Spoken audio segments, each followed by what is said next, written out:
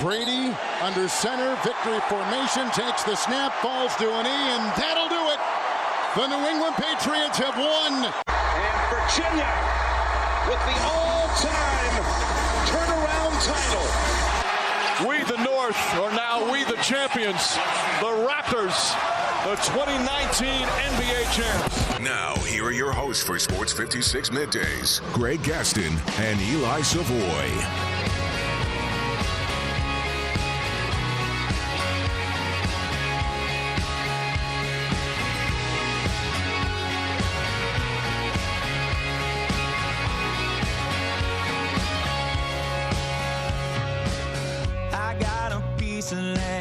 Out in the countryside, lay back and smell the sun, warm up the Georgia pie.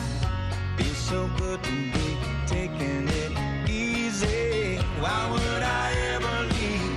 'Cause I know I got some Good morning, everyone. Welcome into Sports 56 Middays, the Tuesday, September 17th, 2019 edition of the program. Greg Gaston, Eli Savoie, Austin Eldridge. We are in the Family Leisure Studios, where family and fun come together. Family Leisure, 2120 Whitten Road, which is just north of I-40. Sports 56 Middays delivered each and every day by our title and presenting sponsor, FedEx.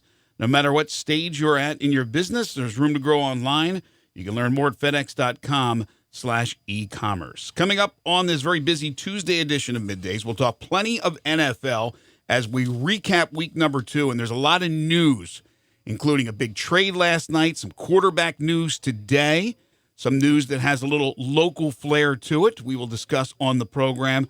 Also, what Jalen Ramsey wants in Jacksonville and what those Dolphins players want. Is that going to be a trend? Players wanting out when the situation is bad with their current NFL team. It's something that seems to be adopted across the board in the world of sports. We will talk plenty of NFL. Steve Macy will join us at 11:25, Senior Associate AD at the University of Memphis. The Tigers off this weekend, but Navy comes in a week from Thursday. There's also some bad news involving the 3-0 Memphis Tigers football team that we will discuss. Don Wade will join us in studio for The Dish at 12 o'clock. He wasn't with us last week, but he's back, and there's a lot to catch up with Don Wade, including the rapidly approaching start of the training camp session for the Memphis Grizzlies. It is right around the corner. In fact, a week from this Monday, we will be at FedEx Forum for the annual media day. And then we'll talk Tennessee Vols at 12:30. Blake Topmeyer will join us. The Vols getting set for a showdown with the Gators. Now, how much can they take from last week in Chattanooga, an overmatched team, into the Florida game? Is it going to be a bad performance from Tennessee, or did they learn a lot, get better, even though they played that inferior opponent? And then also the news about Jeremy Banks, the former Cordova standout. We will talk to Blake about that on the program. We got Humdinger's Trivia, your chance to win a gift card to Humdinger's, a great restaurant here in the Memphis area, East Memphis to be exact, at Massey and Poplar. And then we got 2.5 questions as well. We will wrap it up with one final thing. We certainly encourage you to be a part of the show. You can text in on the First Bank text line at 67129. You can hit us up on the First Bank phone lines at 360-8255, or message us at Sports 56 WHBQ on Facebook, Periscope, Instagram, YouTube, and Twitter. Quarterbacks, Eli. Quarterbacks. Whether it's the NFL, whether it's college football, it's kind of been the story of the early portion of the season with both the collegiate game and the NFL game, and more quarterback news to kick off the show. Well, it is the glamour position of sports. Most important position in sports. And when you lose quarterbacks or your quarterback is not playing up to par, it's a real problem. And there's a lot of teams that have a real problem. Yesterday it was all about the injuries, as we talked about Ben Roethlisberger being lost for the season with the Steelers, and Drew Brees going to miss, they say right now, an estimated 6 weeks minimum with a thumb injury. Ben Roethlisberger being replaced by Mason Rudolph, and now news this morning that former Tigers standout Paxton Lynch, who was cut by the Seahawks, formerly a number 1 pick of the Broncos, is in Pittsburgh visiting with the Steelers. Ironically, their offensive coordinator is Randy Fichtner, former Memphis OC, well before Paxton arrived here. But the bigger news with the quarterback situation in the NFL this morning is the Giants news. Pat Shurmur announcing the change at quarterback. Eli Manning, he of the 2 Super Bowl wins, is being sent to the bench. And Daniel Jones, the rookie from Duke, who most Giants fans said, who? When he was selected, or why when he was selected, is now the starting quarterback. Yeah, I mean, with the yesterday when Pat Shurmur said that he was not ready to talk about who his starting quarterback was, you kind of knew this was coming because if Eli Manning was going to continue, it would have been an easy thing. So you figured change was coming. The Giants are going nowhere because they're bad. They're really, really bad. You think Saquon Barkley will ask for a trade? What good does it do necessarily to have Eli Manning continue to be out there? You might as well get the young kid in there, right? And get him learning on the job. I know some people will say it's better to sit and get that opportunity to kind of watch, but others say you just got to be thrown in there. And I'm kind of in that thing that if you're not winning anything right now, it's useless to keep the kid on the bench. Just put him in there and see what he's able to do.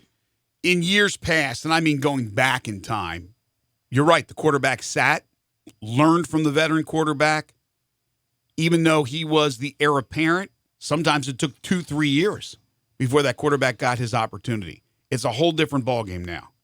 It's a whole different ballgame. The rookie deals, even though in some regards could end up being a big bargain for a team when the player ends up being very, very good right from the get-go, and then they ask for a new contract and renegotiation, and they hold out in the case of Ezekiel Elliott. But point being is you still have a lot of money that's being thrown their way from the scale. And Daniel Jones was a top 10 pick, so they're not going to wait. They're a bad team, as Eli said. They want to see what they have. They have an electrifying running back in Saquon Barkley.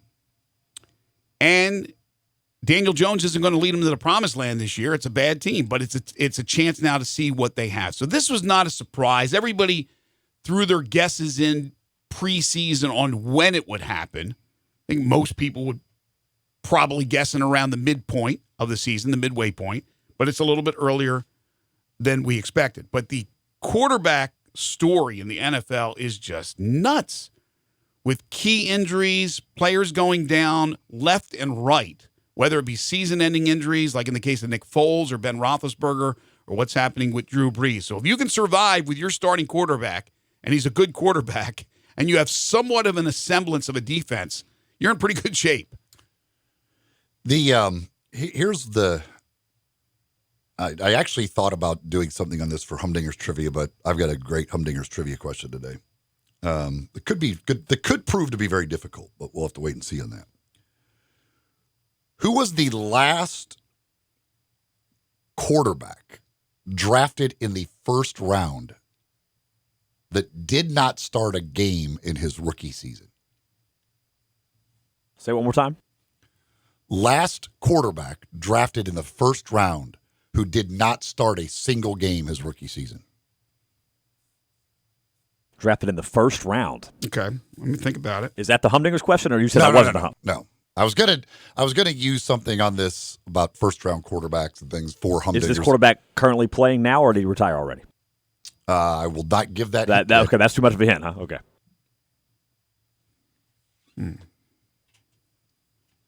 Well, that's a tough one. And now Dwayne Haskins is still in the running this year. Yeah. But we have to let that play out. Something tells me that Dwayne Haskins will start a game by the end of the year. Yeah, I don't know why he wouldn't. Didn't start a game in his rookie year, drafted in the first round. This is not a Humdinger's Trivia question, folks. I know the phones are starting to ring right now, but if somebody can answer it via text or whatever, I'll give them a prize. Oh, will you? Okay, all right. I'll give them a prize because this is a tough question. Tim Couch. I'm not sure if he started his first year or not. He didn't play long, but it is not Tim Couch.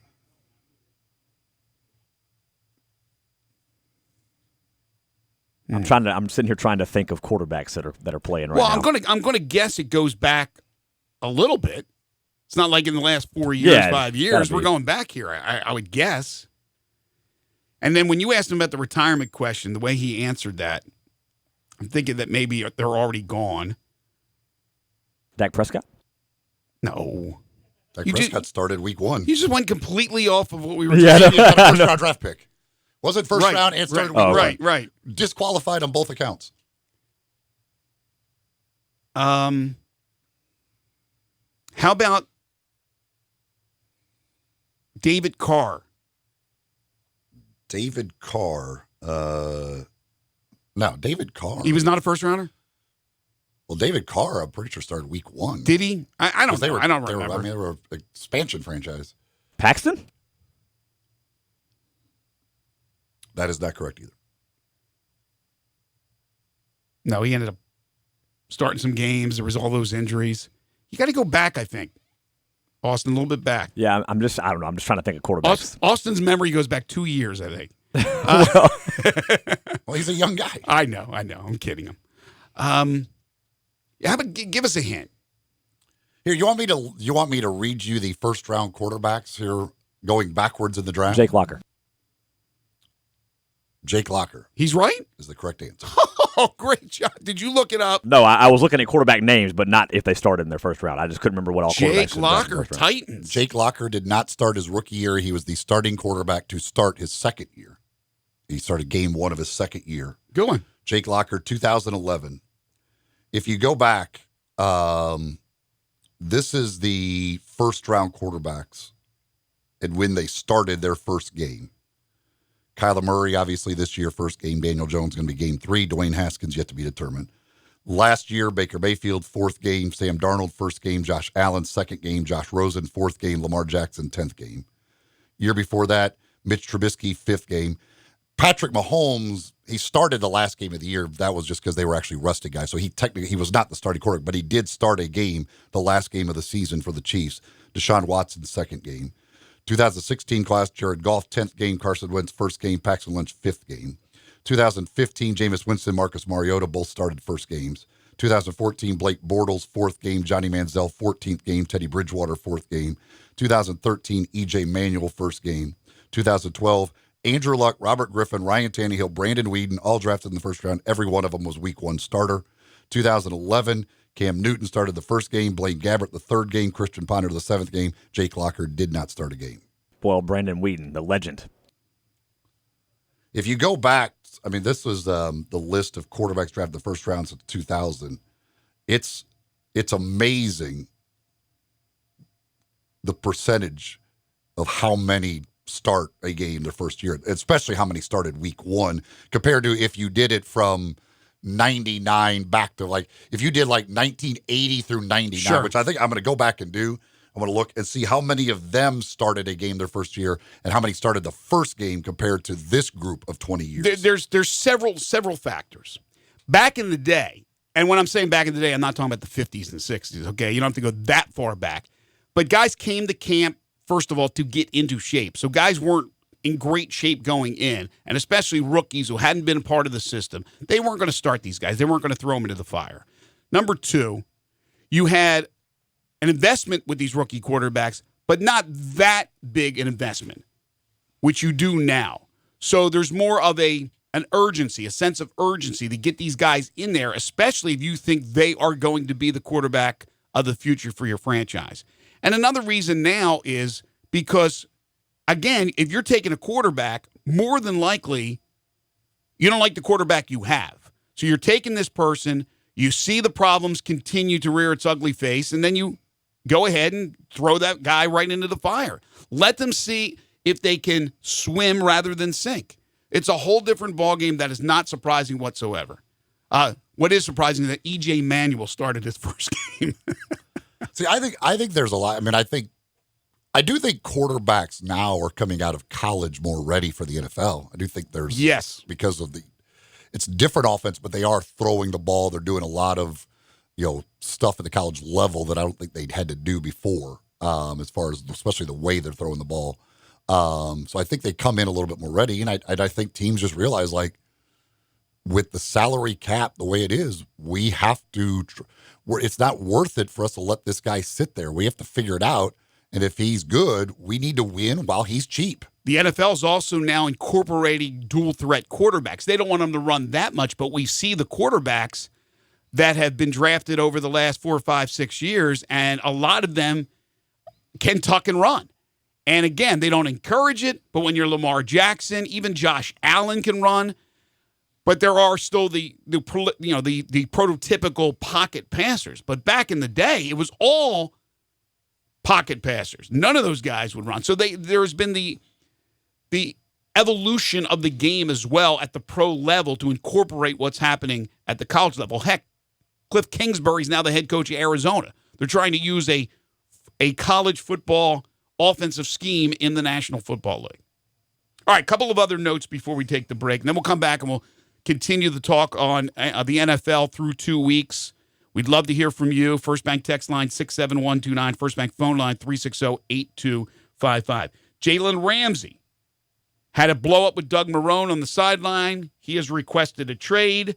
Something has to give. Obviously, Jacksonville's looking into the possibility of trading him. They're going to want an awful lot for Jalen Ramsey. Do you believe this is going to become a trend?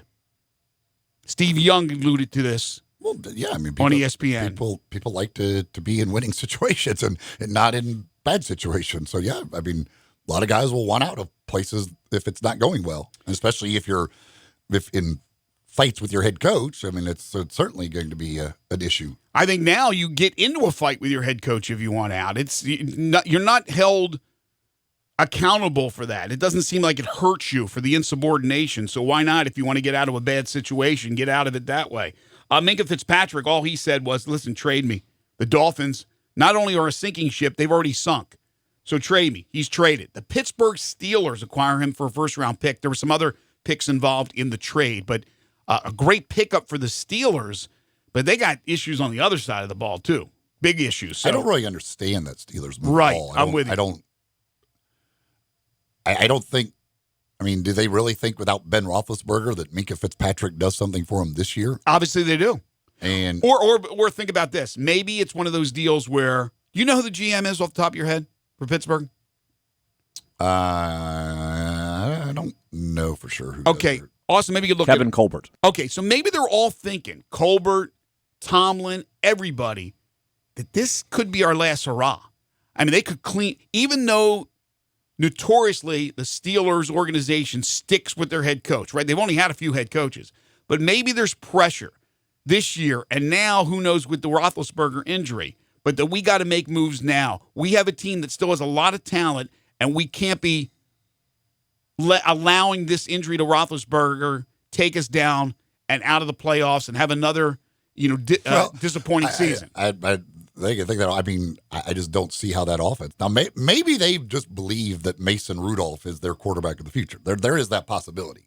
That whatever they've seen from him to this point, practice, whatever, they believe he's the quarterback of the future. But if I had a 37, 38-year-old quarterback who's done for the year with an elbow surgery, I would be thinking, boy, that first-round draft pick next year, we may need to take a quarterback. Instead, they say, you know what? We don't even want that first-round pick for next year. No, I'm completely with you. But you asked me the question about what they're thinking. Are they thinking that, yes, they're thinking that they could still do damage this year. Let's go ahead and trade a first-round pick, bring in a safety like Minka Fitzpatrick, and then we'll see what happens moving forward with the quarterback situation. One other thing, the situation with J.J. Watt. Did you read about this? Did you read about J.J. Watt, what he had to say? I did not. Okay, so the Texans last week were playing the Jacksonville Jaguars, and J.J. Watt said there were a lot of holding going on, as there is in every football game. But he said a referee literally told him, JJ, you were held on that play, but I didn't drop the flag. This J.J. Watt said, absolutely 100%, this is what the official said to me. Should he out the official? Should that referee be outed? And should he be reprimanded? Or do we simply look at the holding penalty as something that you can call on every single play and you slide officials a little slack because they're not going to want to drop the hanky every single time? What do you think about being told, oh, yeah, it was a penalty, but I'm not dropping the flag? Well, I mean, it depends what, like, his, I guess, reasoning or whatever. I'd have to know more of what the situation was, why the guy didn't drop the flag. But it shouldn't come down to what the situation is in the game. It should be, it's a penalty, you drop the flag. If it's not a penalty, you don't drop the flag. That's the way I look at it. But basically, J.J. Watt saying, he told me I was being held, but I didn't drop the flag. So, I don't know. That's a these little referees bit need to strange. be held accountable by somebody. I mean, they're bad. Yeah, I wonder if Watt or the Texans organization, Bill O'Brien, will follow through and they will actually out the name of that official. But you can't have that. That official, first of all, just got to keep your mouth shut. I mean, I don't know if they thought they were appeasing J.J. Watt by saying, yeah, you're right, it was a penalty. And he didn't say, I missed it. He just said, yeah, it was a penalty. I just didn't drop the flag. So, anyway, that was pretty interesting, those comments from J.J. Watt. Somebody texted in on the Giant situation. The first big text line says, it doesn't matter who the Giants quarterback is. If that O-line can't block, he will be doomed from the start. Eli has thrown for 300-plus and 250-plus first two games. Really don't think it's all on Eli, and the defense sucks. No, I don't think this is them necessarily saying, like, I don't think they think this is the move to start winning games, like Eli's the reason they're 0-2. I think it's simply the fact of, like, the realization of we're not going anywhere. We're bad. So what does Eli do for us? Like, we might as well play the young kid and get our future started. This is simply getting the future started now rather than waiting till the end of the year, because what does playing Eli Manning the rest of the year do for a terrible football team? Does that sound familiar with something we've been talking about locally? What have we been discussing all summer long? Iguodala, right? Why play him? You're looking at these young players. You're moving on with the future. You're exactly right with the Giants. That's what Shermer's doing. Let's see early on. Let's see what we have in Jones, what we're going to have to try to bring in through the draft or free agency in the next few years. We love Eli Manning. He's done an awful lot for us, but it is time to move on. Here's what Pat Shermer said today when informing Eli Manning this morning of the decision to go with Daniel Jones. His quote, Eli's quote, he said, Eli was obviously disappointed, as you would expect, but he said he would be what he has always been, a good teammate, and continue to prepare to help this team win games. That's the consummate professional that Eli Manning is. The question becomes, like, would there be any team out there of these teams who are losing quarterbacks who may still think Eli's got enough in it to help them win this year? I don't know that would be the case or not, and if so, what would anybody be willing to possibly give up to get Eli Manning for, the rest of this season? I don't know. I wouldn't think there'd be a great market out there for him, but that would be the question: is if there is a team, because obviously guys are dropping like flies right now. Yeah, I don't know. It's a great question. Cam Newton not at practice today, according to Adam Schefter. I'm not sure what his situation will be for this weekend with the Panthers. But, yeah, I mean, it's a possibility. If you're looking for a veteran quarterback, and as you said and the texter pointed out, he threw for well over 300 and 250 in Game 2. So 300-plus yards in Game 1, 250 in Game 2. The Giants' offensive line is awful, and it's not all on Eli Manning. I completely agree with the texter. All right, we'll take a break. More on the NFL when we return, plus bad news for the University of Memphis and their football program that came down yesterday. We will discuss that on the show today. It's all coming up as we continue on Middays, right here on Real Sports Talk, Sports 56, 96.1 and 87.7. The Peter Edmiston Experience with C.J. Hurt. Weekday mornings from 7 to 10. Only on Sports 56, 96.1 and 87.7. Dell has something extra for small businesses, up to 45% off during their semi-annual sale. It's a perfect time to update to Windows 10 with huge deals on business computers featuring Intel Core processors, plus free shipping on everything. Call Small Business Technology Advisors who can help you achieve your business goals affordably with low monthly payments on the right tech for you. Just call 877-BUY-DELL. That's 877-BUY-DELL, or visit Dell.com/business deals for semi-annual savings. Williams Equipment Supply is your homegrown, locally owned Bobcat dealer in the Mid-South. And with Bobcat's leading technology backed up by our staff of factory-trained parts and service techs, contractors get their work done efficiently and profitably. Whether you prefer to rent, lease, or own, Williams Equipment Supply has what you need at a price you can afford. This is Sam Watson, your Memphis area Bobcat specialist. Call me at 901-326-6429 and let me help you get the equipment you need to get the job done. The 2019 Ford F-150 is, wait, what's the word? How would you describe something that has a body made out of high-strength, military-grade aluminum alloy? Something with best-in-class torque and payload that can tow up to 13,200 pounds. And something with the smarts to know that even after being able to do all of that, you can always use a little help from available Pro Trailer Backup Assist. Oh, that's right. I remember the word. It's tough. The 2019 Ford F-150. Built Ford tough. Max towing is achieved on F-150 XL Super Crew, 6.5-foot box, 3.5-liter EcoBoost 4x2 and max trailer tow package. Max payload is achieved on F-150 XL regular cab, 8-foot box, 5-liter 4x2 and heavy-duty payload package. Class is full-size pickups under 8,500 pounds, GVWR. Max towing varies based on cargo, vehicle configuration, accessories, and number of passengers. Max payload varies based on accessories and vehicle configuration. See label on door jamb for carrying capacity of a specific vehicle. Towing and payload are independent attributes and may not be achieved simultaneously. Dive into an ocean of delicious possibilities at Ocean Blue Seafood and Bar, 6600 Stage Road at Kirby Whitten and Bartlett. Mouthwatering boiled crab legs, crawfish, shrimp, clams, mussels, and more. Want a working lunch that won't slow you down? It's Ocean Blue. Ocean Blue features the wettest happy hour in town with $3 specials all afternoon long. For lunch, dinner, or a seaside sundowner, it's Ocean Blue Seafood and Bar, 6600 Stage Road at Kirby Whitten and Bartlett. Take the plunge into Ocean Blue today. Gun enthusiasts in the Mid-South know all about guns and ammo at 3615 Summer and 577 Goodman Road, Suite 4 at the corner of Goodman and Elmore in South Haven, because they carry the largest selection of both guns and ammo in the area. They are authorized dealers of Colt, Benelli, CZ, Smith & Wesson, Glock, Ruger, Sig Sauer, Vergara, and a lot more. If you or someone you know is looking for something for self-defense, competition, hunting, or just something that goes boom, then get to Guns and Ammo, 3615 Summer in Memphis and 577 Goodman Road, Suite 4 at the corner of Goodman and Elmore in South Haven.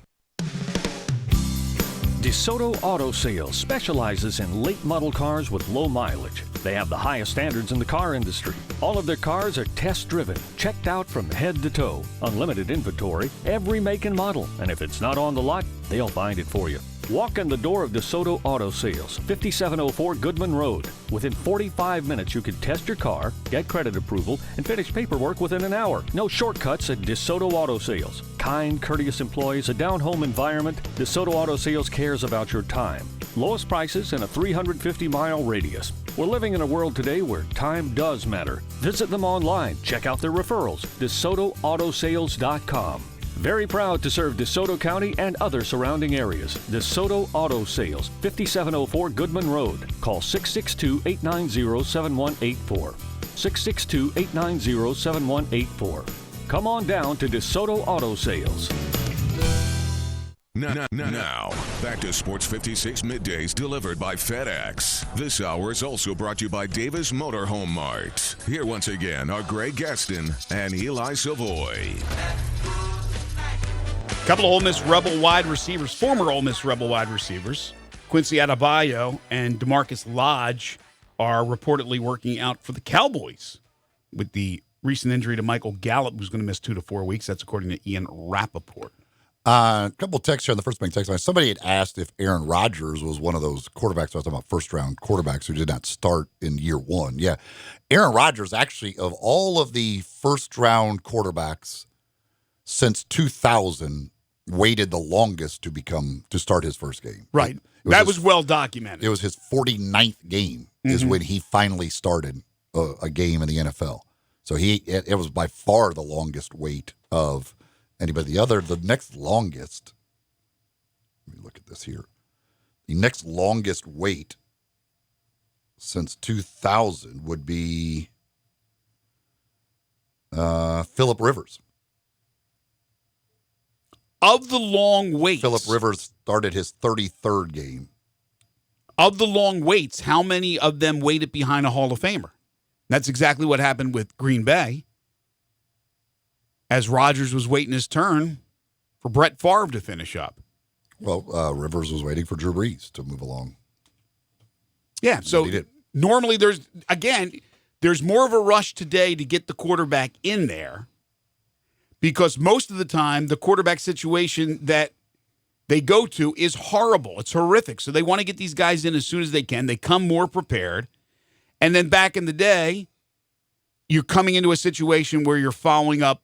If you're coming into a situation following up a Hall of Famer, a prolific quarterback, you're going to wait your turn. Now, some would say, well, what about Eli Manning? And the old conversation and debate about whether he's a Hall of Famer. I know Peter and CJ and Austin were going at it on the last show. I personally think that, argument on both sides, but I think he will be. But here you go, Daniel Jones waiting and only having to wait 2 games. And now in the third game, he gets the start. Because, again, you're talking about Eli Manning at the very end of the career, although, as the texter pointed out, you don't put this whole Giants mess blame on Eli Manning. Certainly not. Well, Austin, for your this will make you happy. Gary Myers, who is on the Hall of Fame committee, he is a voter for the Hall of Fame. He says Eli Manning gets my vote as a first ballot Hall of Famer. That man knows what he's talking about.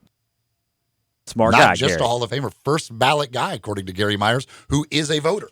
He will be in Canton. There's no question. Will he be first ballot? I think there's probably a good chance, but he will definitely be in Canton. He should be. I think he will end up there. The whole problem is anymore now, quarterbacks numbers. I don't know what the standards are for quarterback numbers now because it's all completely changed. So it's hard to try and judge quarterbacks of this generation, which is kind of the first generation of quarterbacks where the game just went to a complete passing game where they're slinging it everywhere. So the numbers are not comparable to the guys who played before. And here's the thing. If you want to take that out of the equation, which obviously they won't when they're looking at all the credentials of a Hall of Fame candidate, look at the fact that he won multiple Super Bowls. And I know Tyree makes the unbelievable catch. I was there for the Super Bowl. I saw it. But if he only won the one Eli, the argument I think would be a lot more against him. But because he won multiple, I think that's what obviously takes him over the top. The thing I think that will get him in is not only winning multiple Super Bowls, but he beat the Patriots twice, including the undefeated Patriots team. That doesn't hurt. I think that will even – he went head-to-head with Tom Brady twice in Super Bowls and beat him twice, including what could have been the best team in the history of the NFL if they don't beat him. So I think he'll get – I get the – By the way, Mercury Morris says, hold my champagne. I get the arguments against it. I get the arguments for it. I mean, the fact that he was never all-pro, he never led the league in any of the big categories other than interceptions, which he led the league 3 times in interceptions. Like, I can get some of the arguments against him being a Hall of Famer, but I also get the arguments for him being a Hall of Famer with winning 2 Super Bowls. And again, the numbers are still really good, but everybody's numbers are really good in this day and age. So I think he gets in. Whether, like Gary Myers says, he's a first ballot guy or not, probably will depend on who the other candidates are whenever he comes up in that first time. But that's he's an interesting case, and he'll be one of the first guys of this generation again with these inflated numbers of like trying to decipher what that could be. Like there was Patrick Mahomes already has as many games with 4 touchdown passes in his career that Joe Montana had. He started 19 games. He's already matched Joe Montana for games with 4 touchdown passes. They're just playing a different game. So quarterbacks' numbers are completely bonkers for this generation and going forward. But that's why you got to look at how the teams do. And even though it's a team sport, you win multiple Super Bowls, you're going to be certainly on the good side of the Hall of Fame. And I will not doubt Joe Montana. I will not doubt some of the greats from yesteryear. And I know they played with a lot of great players themselves. But we'll see down the road if Patrick Mahomes leads the Chiefs to a Super Bowl title or two, and they are right now in position from the last couple of years moving forward with what they've put together in Andy Reid's coaching to at least have an opportunity. So that will determine a guy like Mahomes, because you're right, the numbers are going to be skewed all over the place with today's quarterbacks. Somebody else texted and they said, here's a question for you guys. Would your preseason picks be the same if all teams had to use their backup quarterbacks? No. Of course not. I don't even know, but I wouldn't even, if you just took if you said every team was minus their starting quarterback, I don't know who the picks would be. I don't know how different they would be, but they wouldn't be the same. Who are considered the best going into the season? Now everything has changed. They're down to third-string quarterbacks. They're signing guys as we speak. Going into this season, who were considered the best backup quarterbacks in the league? Well, I mean, I don't. Bortles was a starter for a long time, and I know he struggled in Jacksonville at times. At times, he looked really good. He's Goff's backup with the Rams. With a much better team in the Rams, wouldn't you have a lot of confidence? Maybe not a lot, but wouldn't you have some confidence in Bortles since he's been there and done that? But that's a lot of how about Brissett? He's taken over now for the Colts with Andrew Luck retiring. I think he's a really good backup quarterback, now starter. I mean, a lot of these teams, would be going, it's going to a young guy. Like the Patriots, all of a sudden, we'd be going to Jarrett Stidham from Tom Brady. Patriots are still really good. What would they be with Jarrett Stidham versus Tom Brady? I don't know. I mean, I'd still pick him to win their division. I'll tell you that much. Sure, but some teams would have the veteran backups that have been around the league for a long time. It's still Schaub in Atlanta, right?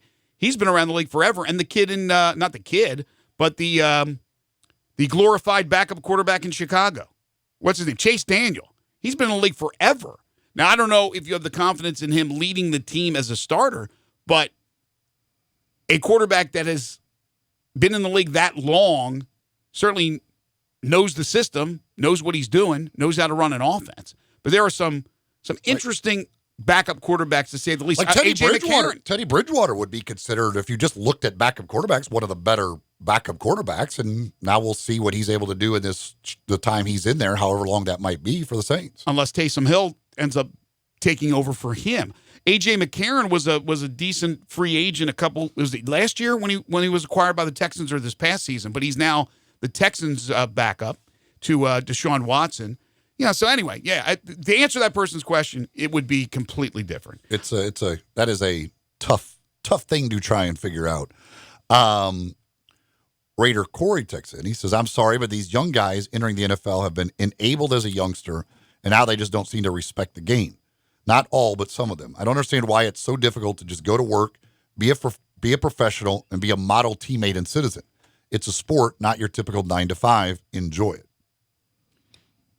The world has changed because Corey knows I'm with him. We're old school. It's just different. I was talking to my brother about this last night.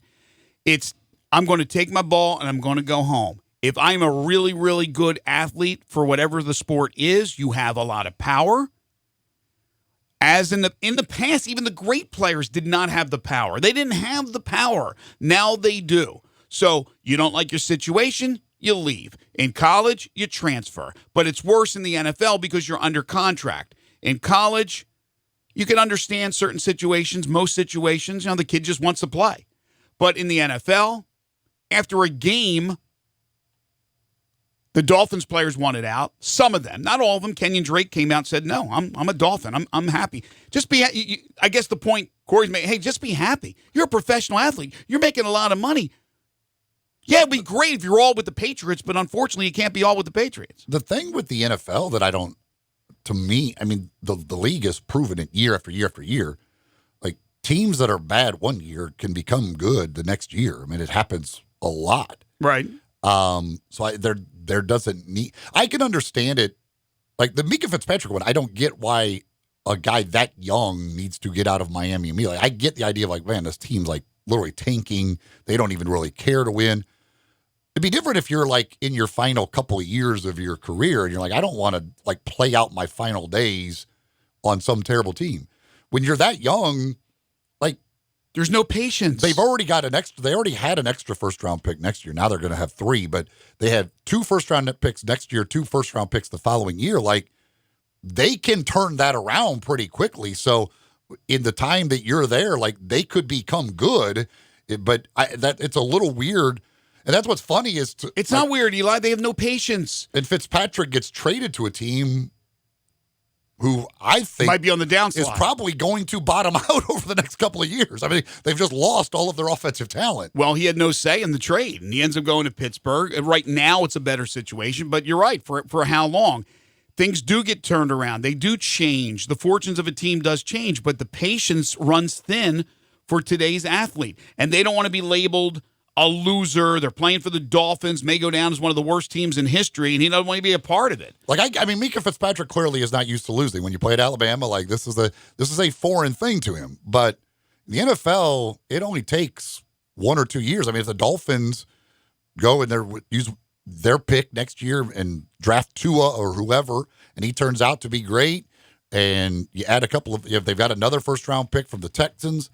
Now they have 3. Now they have 5 first-round picks in the next 2 years. But it can happen. Sure. And theoretically, in that division, Tom Brady is going to have to retire at some point.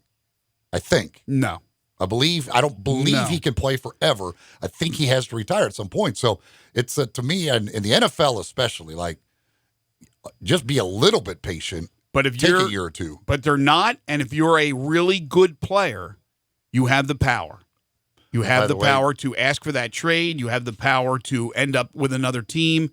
And unfortunately, doing things like Jalen Ramsey is doing, you're not held accountable. You basically are going to benefit from that because he'll end up being dealt, and he'll be dealt to a better team. Adam Schefter reports that Paxton Lynch signed to the Steelers practice squad. All right, so another opportunity for Paxton. So he's kind of back into the NFL. And the Memphis connection continues in Pittsburgh with Keith Butler, the DC, with Randy Fichtner, the OC. Mike Tomlin has ties to the area back at Arkansas State, and now Paxton Lynch on the practice squad. Good luck to Paxton. That's an opportunity. Thought he was destined for the XFL, may still be. But I think 3 strikes and you're out, so hopefully it works out in Pittsburgh. Davis Motorhome Mart is the first-hour sponsor of Sports 56 Middays. Over 7.5 acres of beautiful travel trailers, motorhomes, fifth wheels, and toy haulers, towable half-tons, motorhomes from 27 feet up to 45 feet in length. They have brands like Winnebago, Coachman, Puma, Highland Ridge, and Tiffin. In fact, they're a top 10 Tiffin dealer in the entire United States. My brother's in town. I told you he's got the RV. He's got a 42-footer, and he loves it. He absolutely loves it. They're heading from here to Hot Springs, and they're going down to Dallas. They're all over the country, and a lot of people enjoy doing this. So if you are in the market, this is a great place to go to. First of all, they've been around the business for a long time. They know what they're doing, and they got a great deal. So it's a good time to buy because these 2019s, brand new 2019s, are discounted. Highly discounted because they need room for the 2020s. So right now is a great time to purchase a new motorhome from Davis Motorhome Mart. The website is davismotorhome.com. You can call them at 901-332-3414. When you do, tell them you heard it here on Sports 56 Middays. They're located at 1145 East Brooks Road in Memphis. Family-owned and operated. Leave the stress at home. Get away. Travel to your favorite cities. And a beautiful motorhome from Davis Motorhome Mart. We'll take a time out. This is Middays on Real Sports Talk, Sports 56, 96.1 and 87.7. Sports 56 now has 2 FM homes. You can now find Real Sports Talk on 96.1 as well as 87.7 on your FM dial. Dell has something extra for small businesses, up to 45% off during their semi-annual sale. It's a perfect time to update to Windows 10 with huge deals on business computers featuring Intel Core processors, plus free shipping on everything. Call Small Business Technology Advisors who can help you achieve your business goals affordably with low monthly payments on the right tech for you. Just call 877-BUY-DELL. That's 877-BUY-DELL or visit Dell.com/business deals for semi-annual savings. Upgrade your commute at Acura of Memphis. Seize the thrill and test drive one of our award-winning models, each packed with cutting-edge technology, luxurious amenities, and a driving experience that's sure to awaken your inner self. Driving shouldn't be a chore, it should be an adventure. Advance your drive today. Shop our aggressive lease and finance options now. Luxury is waiting at Acura of Memphis, or shop online 24/7. Visit AcuraofMemphis.com. For over 8 decades, America's farmers have counted on the Little Red Tractor from Case IH, the Farm All, to help them make short work of their demanding chores.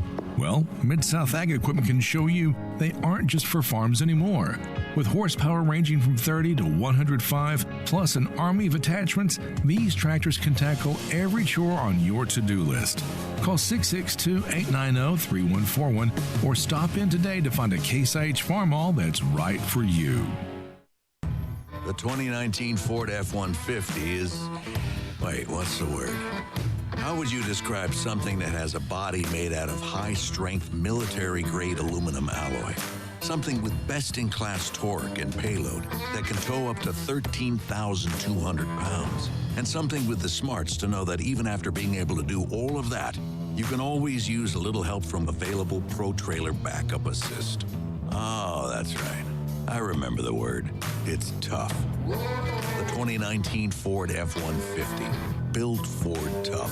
Max towing is achieved on F-150 XL Super Crew, 6.5-foot box, 3.5-liter EcoBoost 4x2 and Max trailer tow package. Max payload is achieved on F-150 XL regular cab, 8-foot box, 5-liter 4x2 and heavy-duty payload package. Class is full-size pickups under 8,500 pounds, GVWR. Max towing varies based on cargo, vehicle configuration, accessories, and number of passengers. Max payload varies based on accessories and vehicle configuration. See label on door jamb for carrying capacity of a specific vehicle. Towing and payload are independent attributes and may not be achieved simultaneously. Sundays and Mondays are special at the Butcher Shop, celebrating over 35 years of serving the Mid-South by giving a big thank you to you, their loyal customers. You can come in, relax, watch your favorite games, and enjoy hand-cut steaks along with a premium bar. Sunday and Monday nights from 5 until 8:30, you can get select entrees for $25. That includes a salad, baked potato, and bread, and you don't have to pick one, you get all 3. Some of those entrees are 10-ounce New York strip steak, slow roasted prime rib, Atlantic salmon with dill sauce, marinated grilled chicken breast, grilled boneless pork chops, and crab stuffed shrimp. Plus, all appetizers and desserts are 20% off. Don't forget, Hamburger Friday every Friday from 11 to 2. It's the best. The Butcher Shop, always a Memphis tradition. Call 901-757-4244, 901-757-4244 for more information, or just stop in at 107 South Germantown Parkway in Cordova. When I shave with Harry's. A lot of guys buy disposable razors when they travel, but this summer, you don't have to sacrifice quality for price. Harry's delivers high-quality, travel-friendly shave supplies at a great low price, just $2 per cartridge. Join the 10 million who have tried Harry's. Get a 5-blade razor, weighted handle, shave gel, and travel cover, all for just $3 plus free shipping. Just use stats at harrys.com. Harry's cares about giving back. 1% of sales are donated to charitable organizations. This summer, Harry's has a special offer for listeners of this show. New customers get $5 off a trial set from Harry's with code STATS at harrys.com. That means you get a razor, weighted handle, foaming shave gel, and travel cover, all for just $3 plus free shipping when you use code STATS at harrys.com. And when you run out, remember, Harry's replacement cartridges are just $2 each. And if you prefer to shop in store, Harry's razors are also available at Walmart and Target. Now, back to Sports 56 Middays delivered by FedEx. This hour is also brought to you by Davis Motor Home Mart. Here once again are Greg Gaston and Eli Savoie. Memphis Tigers are off this week, but Mike Norvell met the Touchdown Club last night over at the football facilities. Nice little outing last night, but also the news announced yesterday that Pop Williams has been lost for the season due to a knee injury, and that's a big loss on a couple of fronts. Wide receiver, slot guy, makes some catches in traffic, tough guy, and a punt returner. And now you lose both. So that means more than likely DeMonte Coxey would do the punt returning unless there's been a change in the two deep, because he was always listed behind Pop. They may Antonio Gibson, who's a kickoff return guy, may move over there. Who knows what they'll do now? But that's a big loss. And then other guys as receivers have to really step up. The Calvin Austins of the world, Taj Washington, Coy Fairman, or Feynman. No, Fairman, that's right. They already have Kadarian Jones as a starter and Antonio Gibson as a backup. They could switch that a little bit, put Gibson out there, and replace Williams. But that's a pretty big loss. You got Patrick Taylor, who's out. Who knows how many more weeks he'll be out for. And a lot more pressure on Coxey, because teams, when they defend Memphis, they got to worry about Pop. And now you have him out. And there's, I would imagine, more ability there on the defensive scheme to just want to double Coxey, try to take him out of the game. Well, certainly he's the guy that defenses are going to focus on, and Pop was a very nice compliment to him on the other side. So somebody else will have to step up into that spot. But yeah, that is a big loss. There's, it comes at a position where there is some depth. I mean, they are pretty deep at the skill positions at least. So, but yeah, anytime you're losing a starter at one of the skill positions, that is a big loss. The Detroit Lions have signed Jeff Driscoll, former Cincinnati Bengals quarterback. We may have another one to add to the list of defensive backs looking for new homes. I love 2019. It's just a great time to be alive. Jamal Adams has unfollowed the Jets on Instagram and removed any reference to them from his bio. I'm sorry, it's an epidemic, and it's not good. But he is still following them on Twitter. So I don't know if he just hasn't gotten around to unfollowing them on Twitter or exactly what the situation is. But so far, apparently, according to the social media sleuths out there, he has unfollowed them on Instagram, still following them on Twitter. He has removed them from his Twitter bio. Yeah. Though. From the Twitter bio, too? Yeah, he's removed the Jets from his Twitter bio. So both bios are free of Jets references.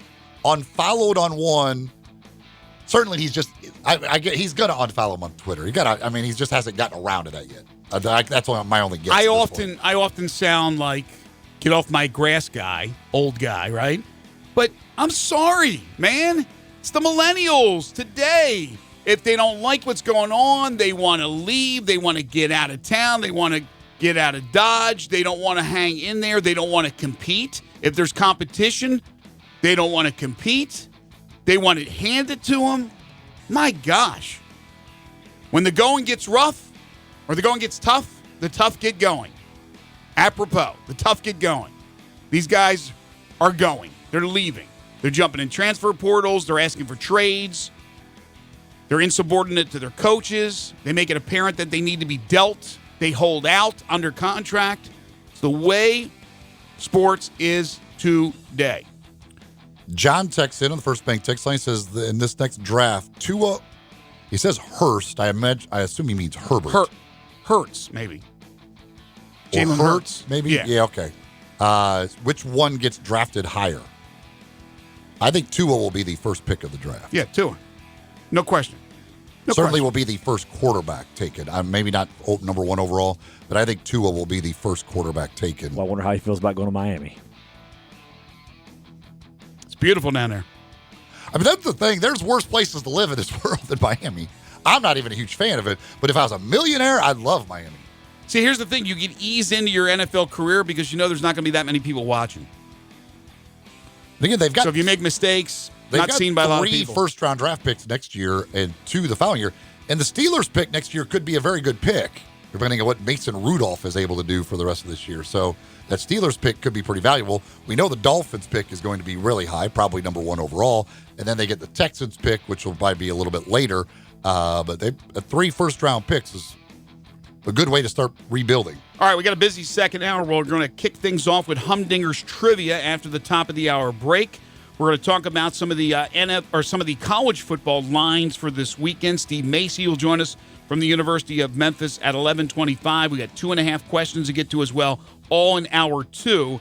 And then in hour 3, Don Wade with the dish in studio. Blake Topmeyer on the Tennessee Vols at 12:30. This is Middays on Real Sports Talk, Sports 56, 96.1 and 87.7. Looking for a great place to deposit your money? Try First Bank. Competitive CD rates, a money market that moves with Wall Street prime and interest-bearing checking account options. Not to mention their friendly bankers who make decisions locally. To find out more, stop by one of First Bank's 3 local branches. 6482 Poplar Avenue, just east of International Paper. 8398 Highway 64 across from Wolf Chase. And 6280 Highway 64 in Oakland. Or visit firstbankonline.com. Member FDIC. Memphis Madness returns Thursday, October 3rd to FedEx Forum at 7 p.m. Tickets start at just $5. That's right. You get to see the University of Memphis men's and women's basketball teams, former players, the mighty sound of the South, and maybe even special guests, all for just $5. If that's not enough, the Blue Carpet Experience starts on the FedEx Forum Plaza at 5 p.m. And that is a free event for the entire community. So get your tickets today at GoTigersGo.com. Memphis Madness is presented by Ashley Home Store. One thing I really admire about Central Barbecue is their commitment to quality. Then why do they let you do their commercials? I'm talking about their food. Everything is prepared with devotion to taking the time and effort to create perfect barbecue. Oh, I know. That's exactly why I was wondering why... They're not kidding with that slow-smoked Memphis-style slogan. They smoke their pork for 14 hours. Do they have to? They do if they want to be the best barbecue in Memphis, and they are. And yet they let you just throw together... There's nothing better than Central Barbecue because they care. Except apparently about their radio ads. If you're going on vacation, making a college campus visit, or if business takes you out of town, there's just no better place to board your dog than Barks and Recreation, 965 Reddick Cove between Bud Davis Cadillac and the Blue Plate Cafe in East Memphis. Boarding, daycare, grooming, we have the best of everything at Barks. Indoor-outdoor kennels so your family member can go in and out as they please. Indoor and outdoor play areas. 4 walks a day. Group play and individual attention from the best staff in the Mid-South, which includes an overnight staff to ensure the safety and comfort of your pet 24 hours a day. All reasons to choose Barks and Recreation above all other boarding and daycare facilities. BarksDaycare.com or 509-0909. Check us out and make your reservations now at BarksDaycare.com. If your dog could speak, he'd say Barks. The 2019 Ford F-150 is... Wait, what's the word? How would you describe something that has a body made out of high-strength, military-grade aluminum alloy?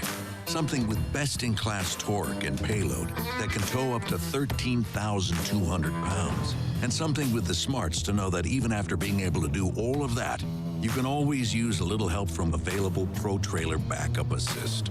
Oh, that's right. I remember the word. It's tough. The 2019 Ford F-150. Built Ford tough. Max towing is achieved on F-150 XL Super Crew, 6.5-foot box, 3.5-liter EcoBoost 4x2 and Max trailer tow package. Max payload is achieved on F-150 XL regular cab, 8-foot box, 5-liter 4x2 and heavy-duty payload package. Class is full-size pickups under 8,500 pounds, GVWR. Max towing varies based on cargo, vehicle configuration, accessories, and number of passengers. Max payload varies based on accessories and vehicle configuration. See label on door jamb for carrying capacity of a specific vehicle. Towing and payload are independent attributes and may not be achieved simultaneously. We are Sports 56 WHBQ Memphis, WIVG-FM Tunica Memphis, and WPG-FLP Memphis. Flynn Broadcasting Stations. Now, back to Sports 56 Middays presented by FedEx. Here once again are Greg Gaston and Eli Savoie. Let's do it.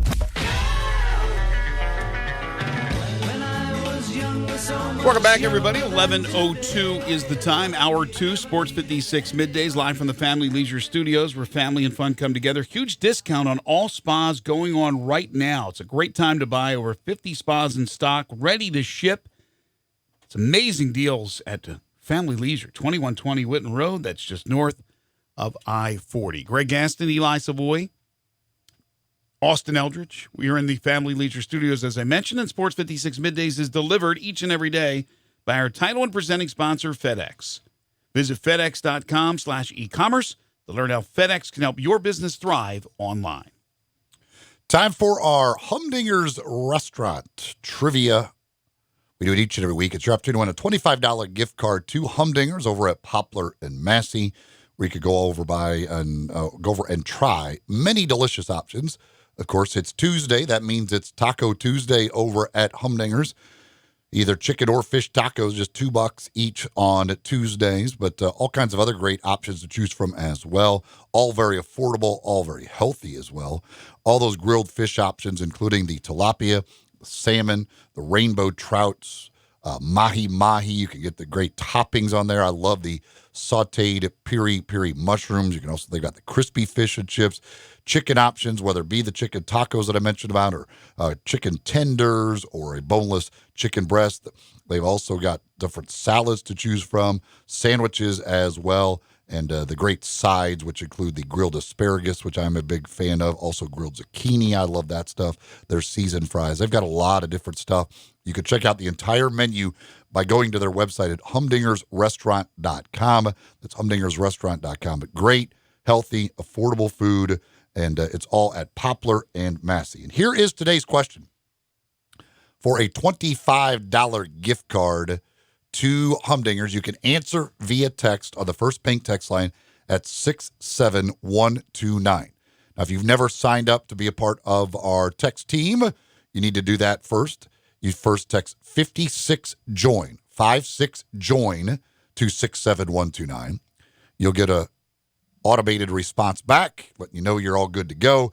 Then you can text us or any of the shows anytime here on Sports 56. But again, text 56JOIN to 67129. Here is today's question.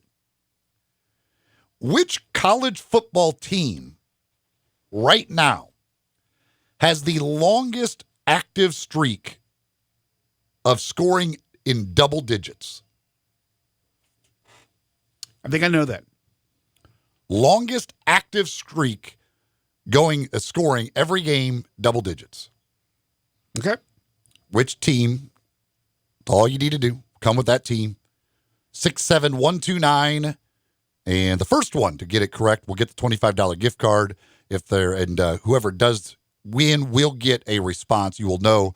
So there may be multiple correct answers, but whoever gets it first, they will get a response letting them know that you are the winner. Which college football team has scored in double digits for the most consecutive games, active streak? They're actually nearing the all-time record, but it's the longest active streak right now.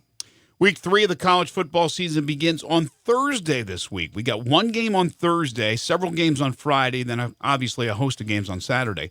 The Thursday game, I think, is very interesting. It's in the American Conference. Houston +4 at Tulane. Yeah, this is a chance to kind of see exactly how good Tulane might be. Houston, certainly with Derek King, fantastic quarterback, and they've got some defensive issues. Tulane has been very impressive so far this season. They took the loss to Auburn, but certainly represented themselves very well in that game. So this is, I think, could be an interesting one, and I actually think I like Tulane in that. Well, as you said, Tulane has played Auburn. Houston has played Oklahoma and Washington State. So both these teams are battle-tested with some of the non-conference opponents that they have played. But you're giving Houston points with Derek King. I like that, but then, as you said, Tulane and Willie Fritz, he has them playing really well. And defensively, they did a pretty good job against Auburn. That's one I definitely want to tune into. Of course, we got the Titans and the Jaguars to kick off week number 3 in the NFL Thursday night, but that Houston-Tulane college game will be interesting. Friday, couple of games of note. Utah, 4-point favorite at USC. Trojans lost an overtime game at BYU, so now friend of the show, Clay Helton, the head coach of the Trojans, back with more pressure on him because of that. Every time he loses, there's more pressure on him. He really, really needs to win that game. But for the Pac-12, they probably need Utah to win that game. overall. Larry Scott. They want to get in the playoff. Right. They need that Utah is their last hope. Or Washington State. We'll see if Washington State makes a run. But Utah needs to win that game. I don't know if they will. I mean, Utah's looked okay. They certainly did in the second half against BYU in that win in the Holy War. But that's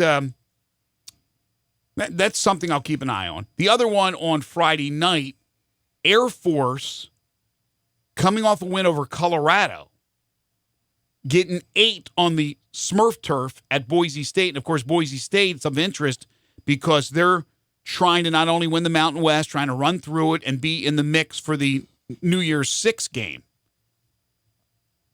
Yeah, I mean, if you're a Memphis fan or a fan of anybody in the AAC that think you have a chance at representing the group of 5 in the New Year's 6, it would probably wouldn't be a bad thing if Air Force knocked off Boise State. On Saturday, UCF is a 13-point favorite at Pitt. Pitt, coming off a close loss to Penn State in an old rivalry, which I think they should play every year, but Pitt, a member of the ACC. UCF just destroyed Stanford from the Pac-12. That's a lot of respect from the guys in the desert, but I don't think UCF got the respect they deserved by blasting Stanford, if you just look at the polls. They go to Pittsburgh, nearly a 2-touchdown favorite, and a freshman quarterback who's been killing it so far in Dylan Gabriel. Well, they go out and score a lot of points every single game. Matter of fact, a lot of people guessing UCF for the trivia question. That is not correct. Let you know, UCF is not the answer. They score 30. I think they have the longest current streak of scoring 30 or more in a game. But they just go out and score a ton of points. And I don't know that Pitt, especially based on what I saw against Penn State, has the ability to keep up with them in that offense. Well, if UCF runs the table, beats, let's assume for a second, even though it's going to be a battle, Memphis, again in the conference championship game. They have wins over the Pac-12, the ACC. It's still not going to be good enough, is it? For the playoff. No. They've done this now for, 3 or 4 years in a row? After the winless season? This is their third straight really good year. Third straight really good year. Elsewhere on Saturday, and we have finally a number of matchups between ranked teams, including Michigan at Wisconsin. Michigan is a 3-point underdog. Jim Harbaugh, I don't know off the top of my head if he's got what he's got for a signature win since he took over in Ann Arbor. But if they're going to make a run at the playoff, obviously they have to win this game. Yeah, and this is going to be – I actually like Wisconsin to beat them. Wisconsin's defense has been great. Now they haven't played the greatest of offenses yet. So this is going to be an interesting just to see, is Wisconsin's defense really that good? Mm-hmm. Or is it, well, they just haven't played anybody and maybe Michigan gets something. Oh, Michigan, did very little against Army's defense. I'm not sure they're going to be able to do enough against Wisconsin's defense to win that game. Yeah, will Shea Patterson show up finally against a team that has the talent like Wisconsin does? Washington, who blasted a Y last week, the week after getting upset by Cal, is at BYU. And BYU's won their last 2 games in overtime. Washington's a 5.5-point dog, so BYU's getting some respect there.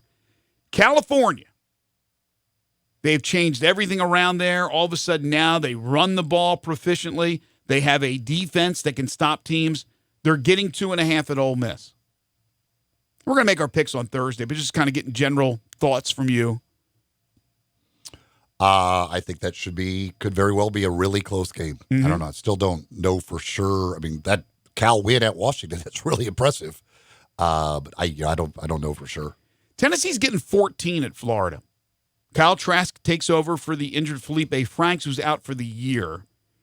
Tennessee obviously has been a huge disappointment, but they were a secondary bust away from beating BYU. Last to Chattanooga. The Georgia State game will live in infamy. But 14 points is a lot of points. And they've had some doozies in their series over the years. Yeah, but do you think Florida's going to just rout Tennessee? Florida generally has gotten the better. I just don't know that do I believe Tennessee can score? Do I believe Tennessee can stop anybody other than Tennessee Chattanooga? Well, Blake Topmeyer, who covers the Tennessee Vols, will join us at 12:30, and we'll pose those questions and many others to him. I mean, they gave up, 38 to Georgia State. I mean, I don't care if Kyle Trask is the quarterback at Florida or if it's me. There's a lot more talent on the offensive side of Florida than there is at Georgia State.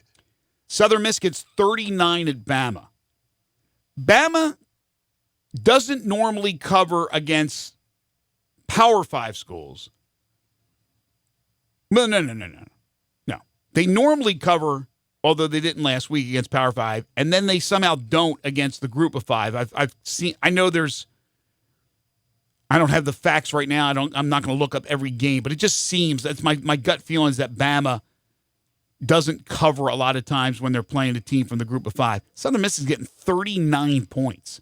The cover last week by South Carolina was awful if you had Bama minus the 25 or 25.5. That was just the worst. There's been a lot of really bad beats already in college football this year. Like there's been games where the final 10 seconds worthless touchdown has covered games one way or the other, either the favorite or the underdog getting a meaningless touchdown late that is covered one way or another. Well, we had Bama. That was one of the games we had in our pick six, and I had Bama minus the 25.5, and they were up 31, and they stopped South Carolina, but on fourth down, they get a personal foul penalty.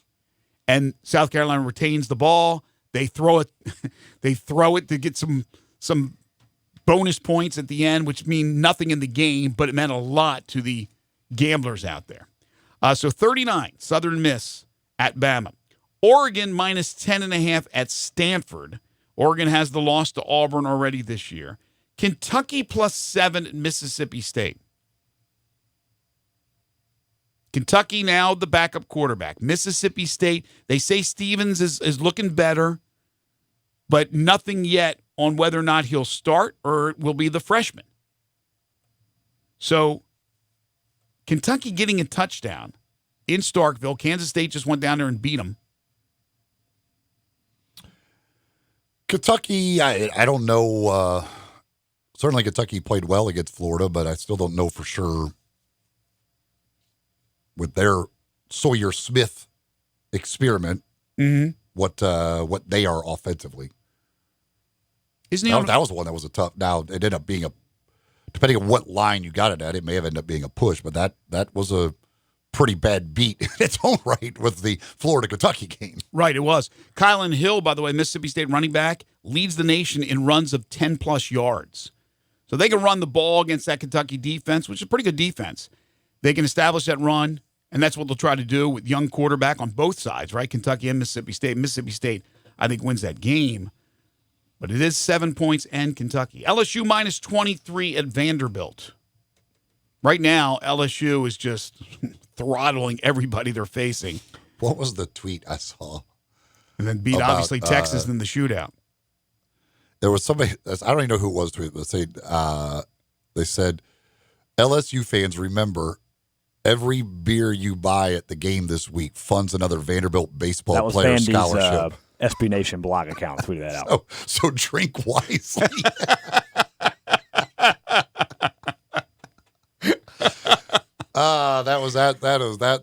That's good stuff. That's right there. really good. Because I would imagine that crowd is going to be the majority LSU fans. What was it with Georgia? They said it ended up being about 80%. It looked like it was about 95%. I don't know what it will LSU top the Georgia fans? That's the question. But yeah, I mean this game could fund the Vanderbilt athletic department for years to come based on liquor sales. Auburn gets 4 at Texas A&M. That's one of the games we'll certainly pick on Thursday. We touched on it yesterday. Big game there. South Carolina plus 9.5 at Missouri. Missouri seems to have gotten it together after the early season loss at Wyoming. Oklahoma State +5 at Texas. That could be a fun game.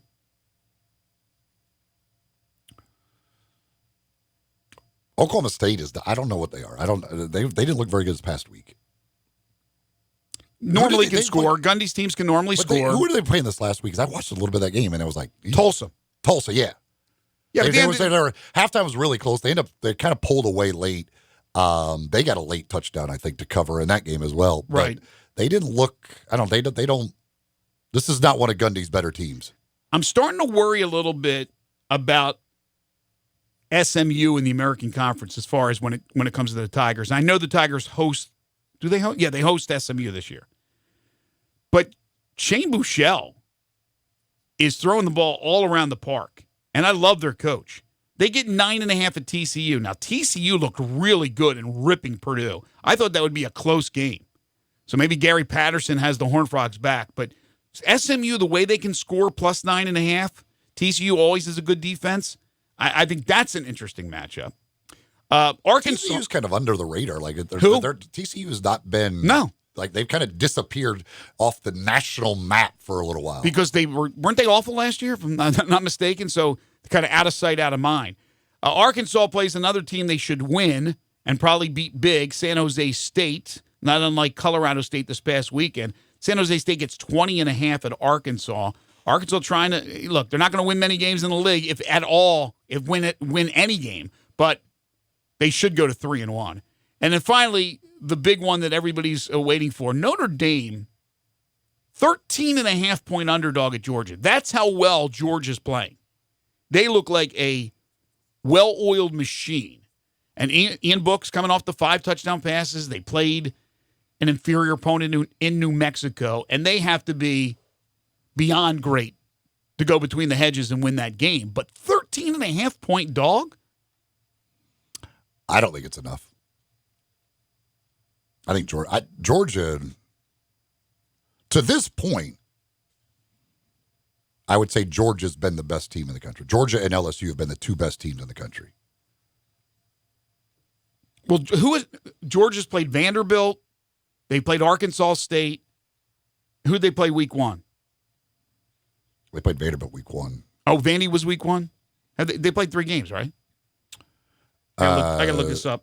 Because they've what they did to Arkansas State, they made Arkansas State look like an FCS team. Right. I'm not saying Arkansas State's great, but I mean Arkansas State is not like that bad. No, not at all. They just never. It was like 28-0 in the blink of an eye. I mean, it looked like they were playing like Mercer. Murray State was week 2. So Vandy, even though Derek Mason called it his best team since he's been in Nashville, I don't think that's the case. Murray State, FCS, Arkansas State, the emotions of that situation with the Andersons. But, yeah, Georgia looks great, but they haven't played anybody really of substance until they play Notre Dame this weekend. I think they take care of business too, but it's just the C2 teams ranked as high as they are, and one's a 13.5-point favorite, is a little surprising. Pinnacle Roofing and Restoration, you get no surprises there. They can take care of your problems with your roof, any issues around the home, and it's always guaranteed. Call Brandon McCullough, my friend, at 901-438-5084. Tell him I sent you, or go online to newroofmemphis.com. They offer financing with many different plans and options, including a 6, 12, or even an 18-month same as cash option. They'll work with your insurance company or out of pocket. They do residential and commercial roofing. So business owners and property managers, if you're listening to the show, you have a leak or any other roofing issue, before it becomes a major, major headache, call Brandon today. They'll come out and do a free roof inspection. They're licensed, bonded, and insured. Member of the Better Business Bureau. Get a 5-year labor warranty on all roofs. And as I said, all their work is guaranteed. Carpentry work, they could do painting, exterior painting. They can replace gutters, install shingles, put up fencing and siding, rotten wood repair, quality work at a very reasonable price. Your one-stop shop for all your home repair needs. If you can do it yourself, great. If not, call the experts at Pinnacle Roofing and Restoration. Again, that's 901-438-5084, and talk to the owner, Brandon McCullough. This is a locally owned and operated business. If you're driving, obviously you're not going to be writing down the number. Call the station. We'll get you the number for Pinnacle Roofing and Restoration or any of our fine sponsors. Or you can go online to newroofmemphis.com. For all your roofing and home repair needs, it's Pinnacle Roofing and Restoration. We do not have a correct answer yet on the Humdingers trivia. In what team has the longest active streak for scoring in double digits in college football? I will tell you, it is not, these are teams that have been guessed. It is not UCF. It is not Oklahoma. It is not Ohio State. It is not Alabama. It is not Florida. It is not any of them. A lot of people at Oklahoma. Oklahoma is not the correct answer. No, but it's a good guess. Very good guess. High-scoring offense for many years, but it is not the correct answer.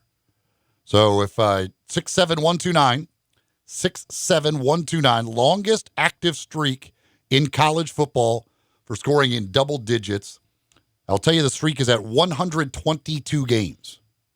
122 games is the current streak. All right. We'll take a break. Steve Macy from the University of Memphis joins us next. This is Sports 56 Middays on Real Sports Talk, Sports 56, 96.1 and 87.7. Listen online anywhere, anytime at sports56whbq.com. The forensic analyst searched for clues to the house fire. Could that be Starch? Suddenly it came together. The fire was started by an over-microwaved potato? Covered, July 25th, 2015. Talk to farmers. We know a thing or two because we've seen a thing or two. Call Chad Gatlin at 901-235-1176 or get a fast quote at memphisfarmers.com. We are farmers. Bum, bum, bum, bum, bum, bum. Underwritten by Farmers Truck Fire Insurance Exchanges and Affiliates. Products not available in every state. Dell has something extra for small businesses, up to 45% off during their semi-annual sale. It's a perfect time to update to Windows 10 with huge deals on business computers featuring Intel Core processors, plus free shipping on everything. Call Small Business Technology Advisors who can help you achieve your business goals affordably with low monthly payments on the right tech for you. Just call 877-BUY-DELL. That's 877-BUY-DELL or visit Dell.com/business deals for semi-annual savings. Family Leisure has the world's biggest spa sale going on now. Over 50 spas in stock and ready to sell. $8,000 spas now just $44.99. Four-person spas starting at $24.99. Swim spas from $89.99. Huge discounts on all spas. Get the lowest prices of the year with special financing available. It's the world's biggest spa sale happening now at Family Leisure. Whitten Road at I-40, where family and fun come together. The 2019 Ford F-150 is... Wait, what's the word? How would you describe something that has a body made out of high-strength, military-grade aluminum alloy? Something with best-in-class torque and payload that can tow up to 13,200 pounds. And something with the smarts to know that even after being able to do all of that, you can always use a little help from available Pro Trailer Backup Assist. Oh, that's right. I remember the word. It's tough. The 2019 Ford F-150. Built Ford tough. Max towing is achieved on F-150 XL Super Crew, 6.5-foot box, 3.5-liter EcoBoost 4x2 and max trailer tow package. Max payload is achieved on F-150 XL regular cab, 8-foot box, 5-liter 4x2 and heavy-duty payload package. Class is full-size pickups under 8,500 pounds, GVWR. Max towing varies based on cargo, vehicle configuration, accessories, and number of passengers. Max payload varies based on accessories and vehicle configuration. See label on door jam for carrying capacity of a specific vehicle. Towing and payload are independent attributes and may not be achieved simultaneously.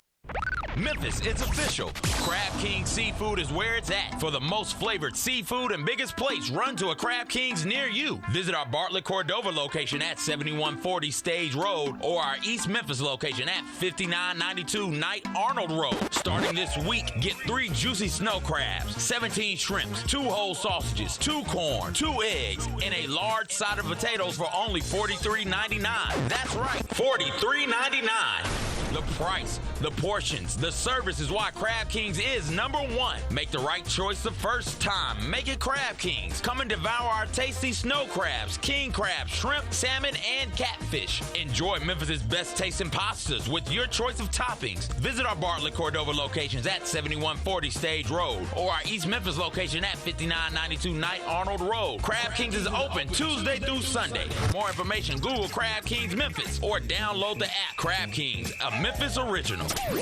AC trouble? Make your first call your last call.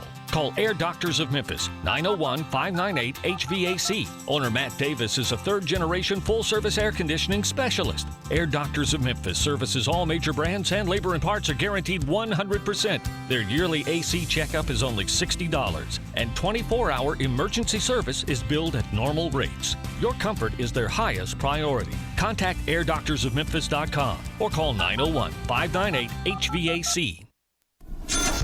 Now, back to Sports 56 Middays presented by FedEx. Here once again are Greg Gaston and Eli Savoie. Let's do it.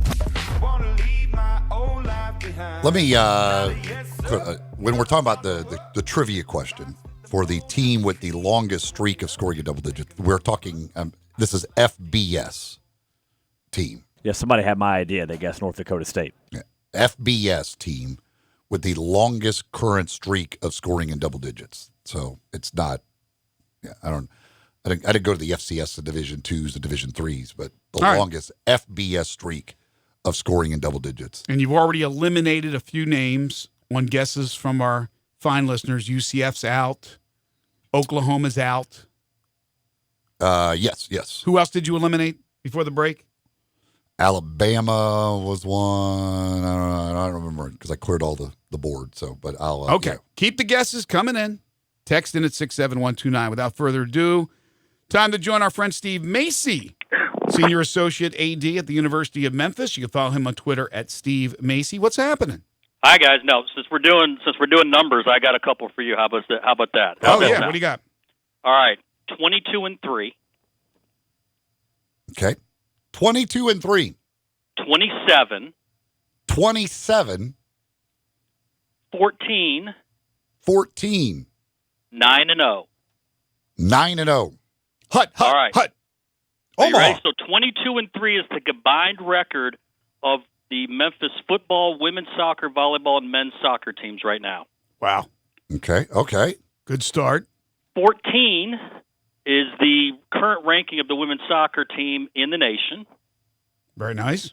27 is the current ranking of the football team in the nation. And 9-0 is the volleyball record, which is one away from their all-time best start, which they can break on Friday. They got a game at 10 o'clock and 7 o'clock on Friday. They could have their best all-time start. So things are rolling along pretty good, and you guys didn't get any of those right. Well, I wasn't. You didn't ask us what they. I knew all I four. didn't really give you a chance. I didn't want you to guess wrong. So I think what they're doing. I knew every one of those easily. I think the athletes and the sports teams at the University of Memphis are just showing off for the new AD, Laird Veach, who takes over in 2 weeks?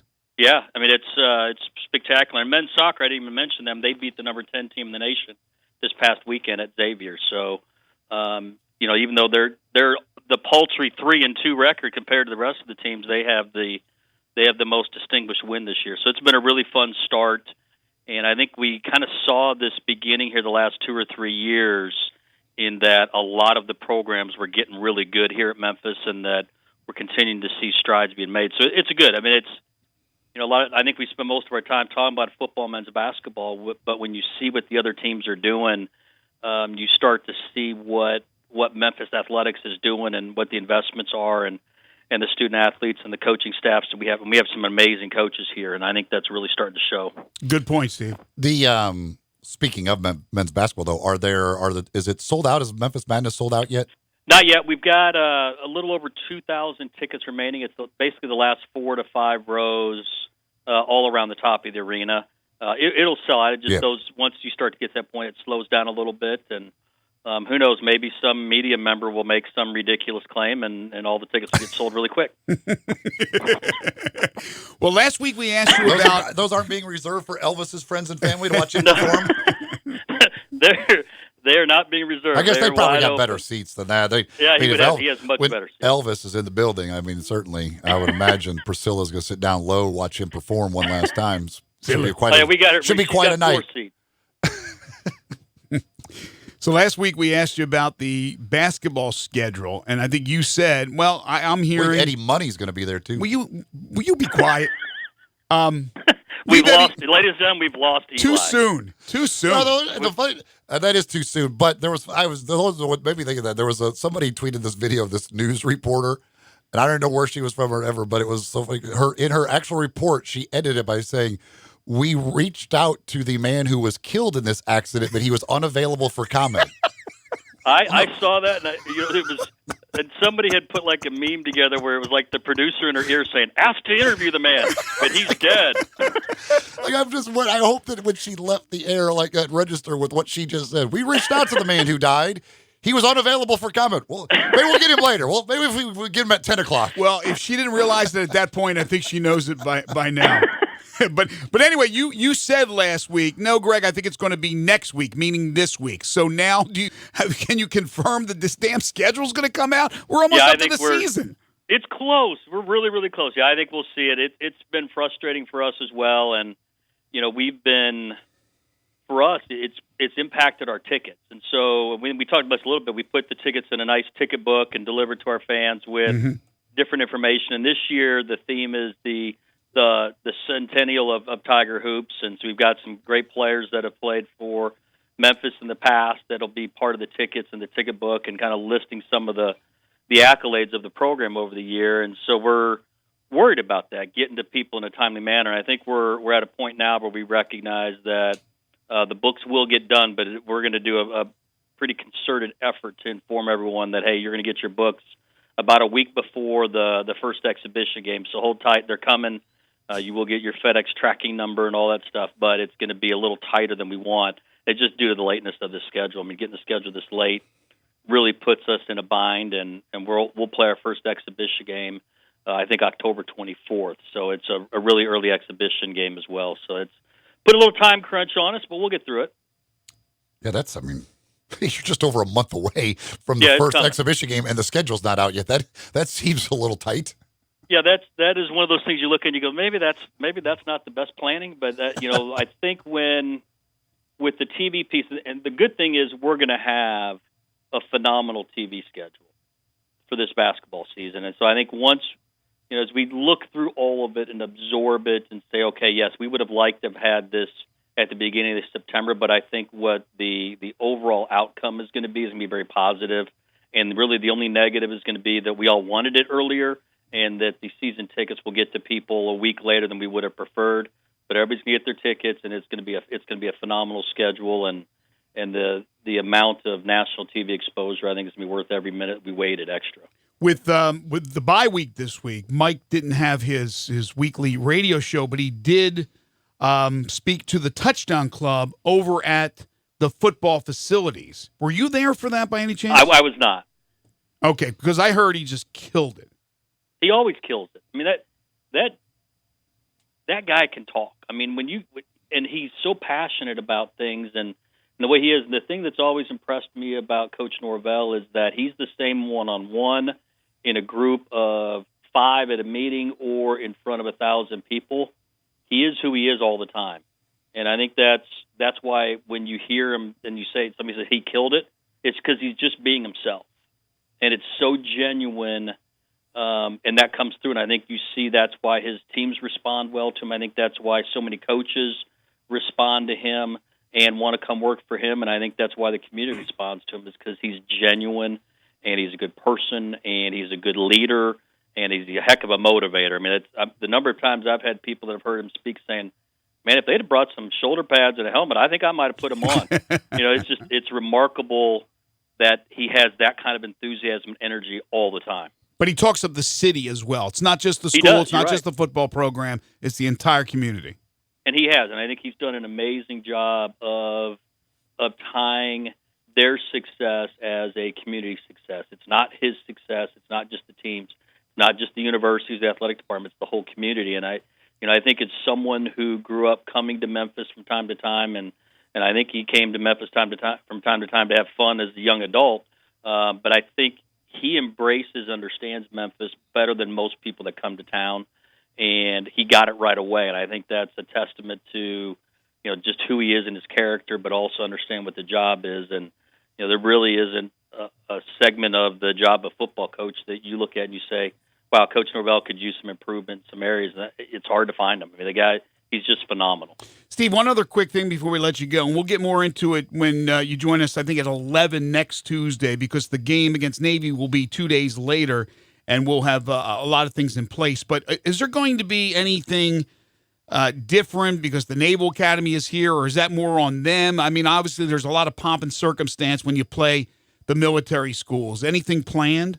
It is. It'll be our. It's going to be our military appreciation and veterans appreciation game, and so we have partnerships with the various military bases in town to take care of them. But in terms of, there are a couple of AAC things that are already in place to pay respect to Navy and the midshipmen and what they do. Most of that is post game in terms of going to them and going to the playing of their alma mater. So.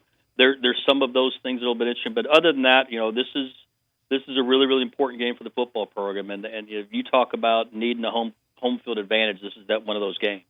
It's been national TV, but it's a huge one because this is a tough game, and the offense they've run and the way that how committed they are to not making mistakes, and how consistent they are in not making them. They're a tough draw all the time, and we need that place rocking and rolling to make sure that, even though it's Military and Veterans Appreciation Day, and we're paying homage to those, and Navy, the Naval Academy is obviously part of that, this has still got to be our home game, and we need our crowd to act like it. All right, Steve. Thank you very much. We'll talk to you next week. Thanks, fellas, and Eli. I'm glad you can continue to come up with dead people to talk about. It's awesome.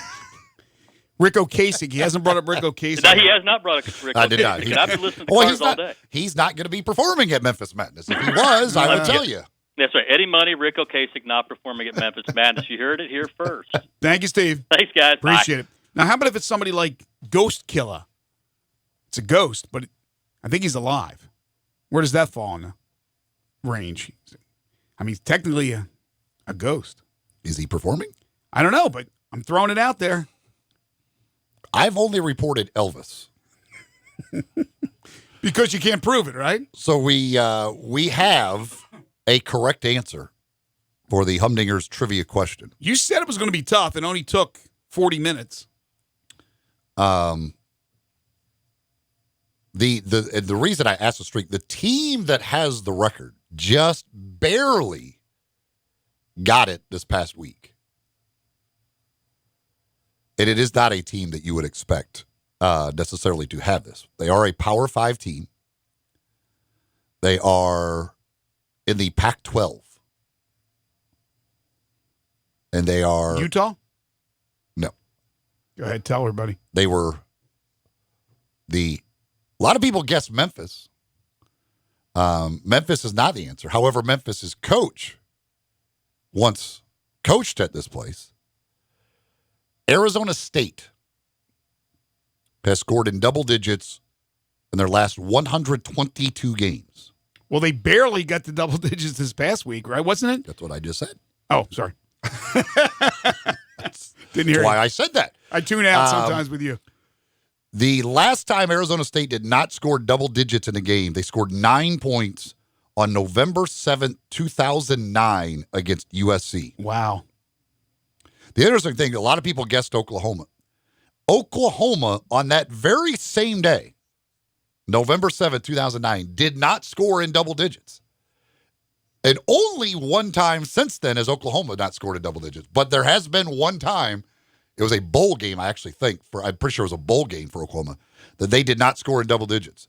So they almost had started the streak on the same day, but Oklahoma had another one in there. Arizona State has not. The record for consecutive games with scoring double digits, Louisiana Tech with 125 from 2008 through 2018. So Arizona State is approaching that Louisiana Tech mark. But Arizona State was the correct answer. Who was that great wide receiver? It may have been before that streak. Who was the great wide receiver from Louisiana Tech? He was way up there in yardage and receptions. Yeah, I don't remember. You know who I'm talking about? Yeah. I was just wondering if it's that time period or that was before that. I could tell you this. I think I could safely feel confident in Lincoln Riley while he's the head coach at Oklahoma. They will score double digits every single game. Yeah, probably will. I can't imagine anybody shutting him down. I mean, you got to go 10+ years. It's a long time. He won't be there that long, though. That's the thing. He'll be in the NFL well beyond or well before 10 years elapse. There's no way he's going to be at Oklahoma for that long a period. He is highly sought after by NFL teams and other college teams that I just can't imagine he won't go the NFL route. But congratulations to our winner. Only one person got Arizona State. All right. We will take a break. When we come back, we got 2.5 questions to get to. Don Wade will join us at noon for the dish. Blake Topmeyer on the Vols at 12:30. This is Middays on Real Sports Talk. Sports 56, 96.1, and 87.7. Sports Time with Rollo and Stats. Every weekday afternoon from 3 till 6. Right here on Sports 56, 96.1, and 87.7. The 2019 Ford F-150 is... Wait, what's the word? How would you describe something that has a body made out of high-strength, military-grade aluminum alloy? Something with best-in-class torque and payload that can tow up to 13,200 pounds. And something with the smarts to know that even after being able to do all of that, you can always use a little help from available Pro Trailer Backup Assist. Oh, that's right. I remember the word. It's tough. The 2019 Ford F-150.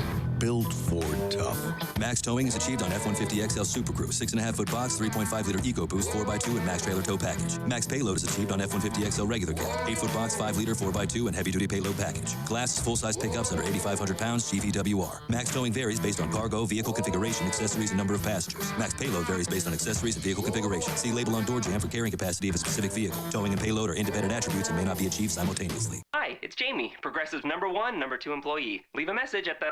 Hi, Jamie. It's you, Jamie. Don't hang up. You need to hear this. You gotta quit wearing that aviator jacket. Nobody's buying it. Sorry you have to hear it from me, but at Progressive, we're all about giving it to people straight. That's why we show our rates alongside our competitors' rates. And when you're helping people find great rates, you don't need some jacket to look cool. Just keep rocking that scarf. Progressive Casualty Insurance Company and affiliates. Comparisons not available in all states or situations. Prices vary based on how you buy. All I have to do to get your mouth watering is tell you about some of the menu items at 3rd and Court, Memphis's newest downtown dining destination. The appetizers, for instance, Pop and Cracklins popcorn, jalapeno cracklins with bacon and honey, or the roasted poblano deviled eggs, or the pimento cheese ball with toasted pepitas and pineapple pepper jam, and finally, the glazed lamb ribs. Now that your mouth is watering, go give it what it's craving. Give it some 3rd and Court. Hi, folks. Rob Walker, Infiniti of Memphis, and we've got a new Infiniti crossover vehicle that has raised the standard of comparison to a new level. Imagine having both sports car performance and eco-friendly efficiency on demand, working together to empower every driving experience. The result of 20 years of engineering, QX50's award-winning variable compression turbo engine is the world's only engine of its kind. Like two engines in one, it delivers a combination of power and efficiency that is truly in a category all its own, and only Infiniti has it. You'll never sacrifice performance for the sake of efficiency again. And QX50 MSRP starts at only $36,550, which is less than its Acura, Audi, and Mercedes competitors. Add to that QX50's award-winning sumptuous interior, and you have the best combination of performance and comfort in the mid-size crossover segment. MSRP excludes destination charge, tax, title, license, and options. Infiniti of Memphis or online at infinitiofmemphis.com.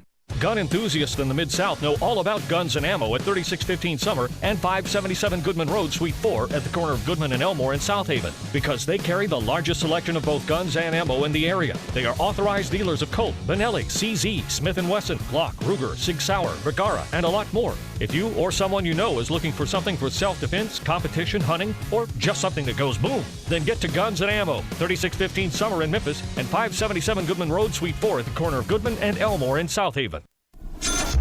Now, back to Sports 56 Middays presented by FedEx. Here once again are Greg Gaston and Eli Savoie. Let's do it. Welcome back, everybody. Some disgusting news from Major League Baseball. Jeff Passan reporting Pittsburgh Pirates closer Felipe Vasquez has been arrested, charged with 1 count of computer pornography, solicitation of a child, and 1 count of providing obscene material to minors. That's according to a police report in Lee County, Florida.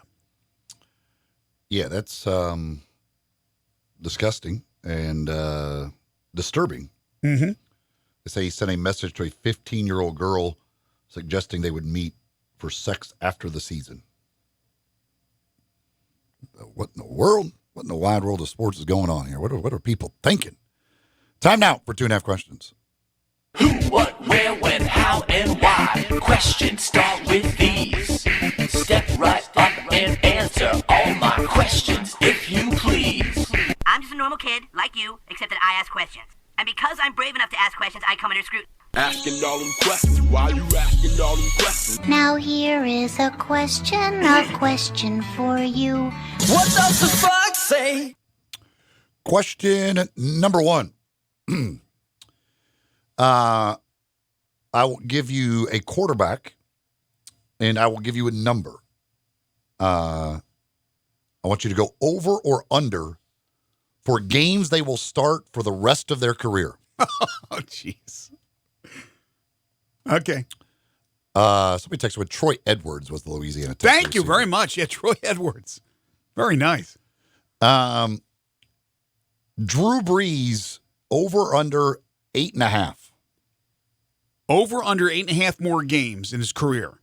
Game started. Game started in his career. Thumb injury, bad, not horrible. Expected to come back this year. At least that's what we're hearing. He's 40 now. Does he play next year as well? I think he does. I'm going over. Okay. Ben Roethlisberger. Okay. Over under 16. He says he will fulfill his contract. He has 2 more years left on it, I believe. This is a bad injury. He's done for this season. That would basically be playing 1 more full season or combination of the 2. Does he get the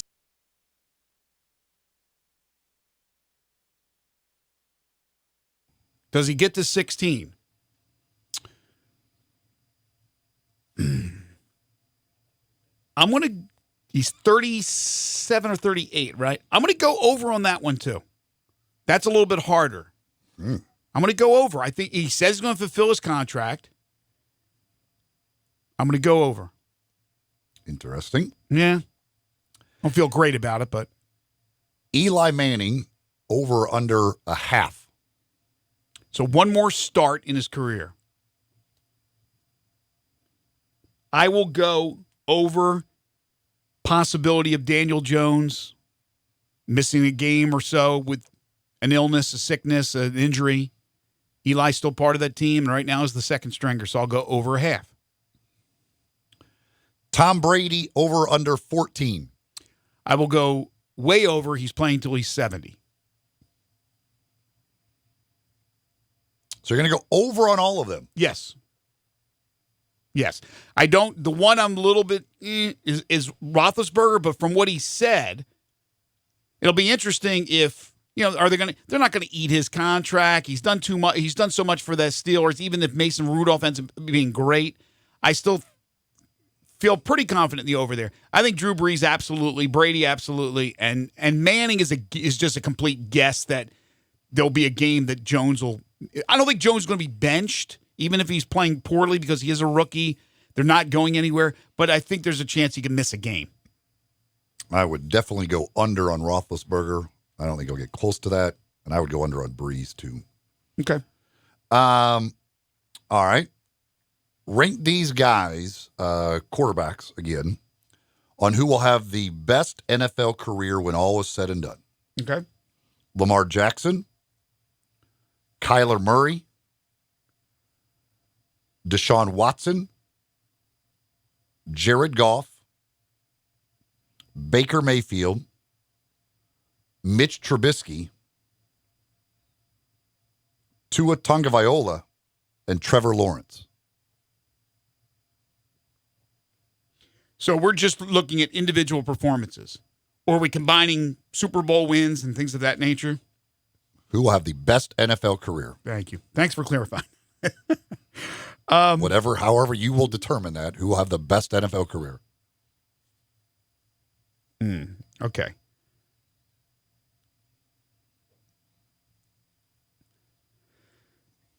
Let's see. I'm going to go. This is tough.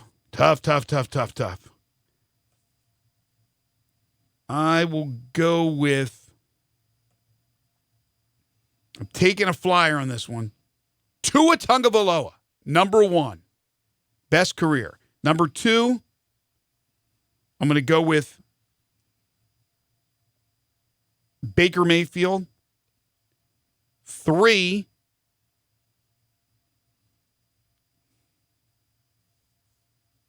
I'm sold, Lamar Jackson.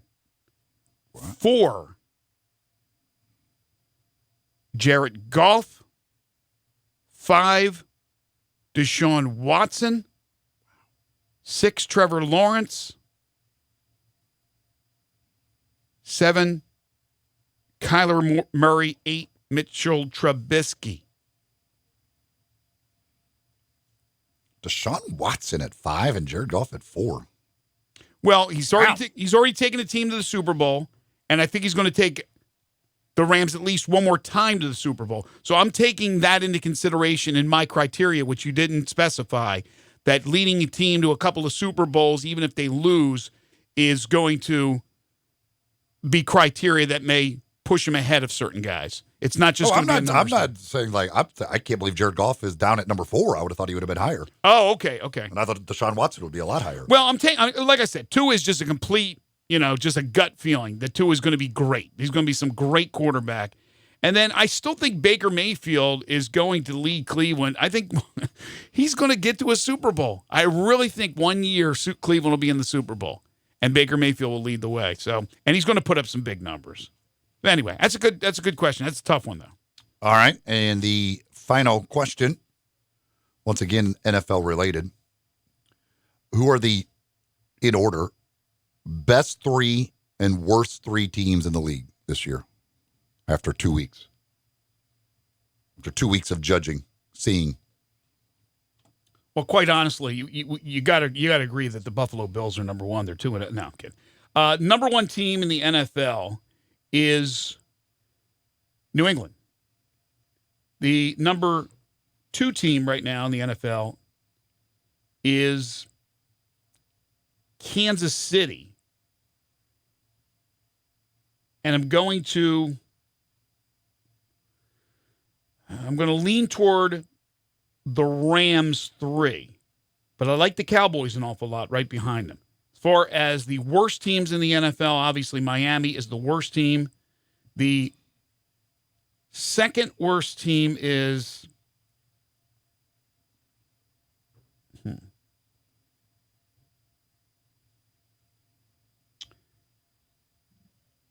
Jets. Third, they're both 21-plus point underdogs this week. So yeah, third worst team, I think is, man, I want to say Carolina, but they're not. I'm going to go.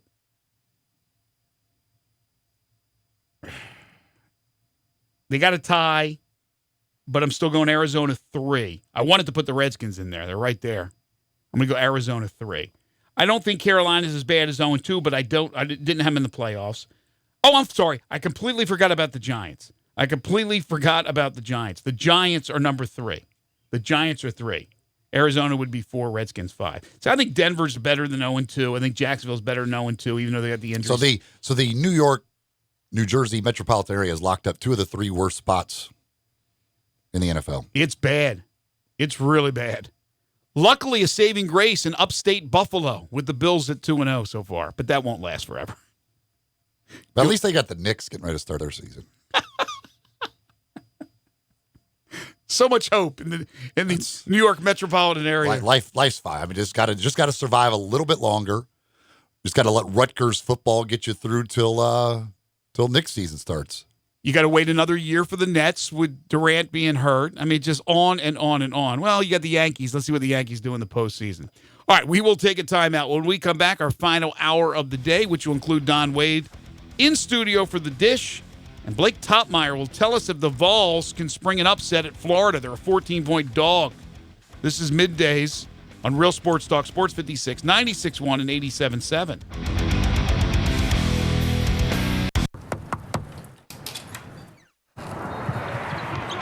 These seats are amazing.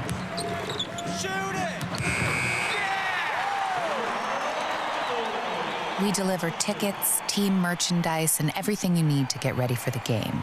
But what you really get when FedEx knocks on your door is so much more. FedEx Delivery. Game day spirit. What we deliver by delivering. You're in charge of hiring, and Indeed has solutions, like online skills tests, which let a candidate show that they're the right hire. We'll also have a dolphin chatter excitedly in front of the perfect candidate. Okay, there's no dolphin.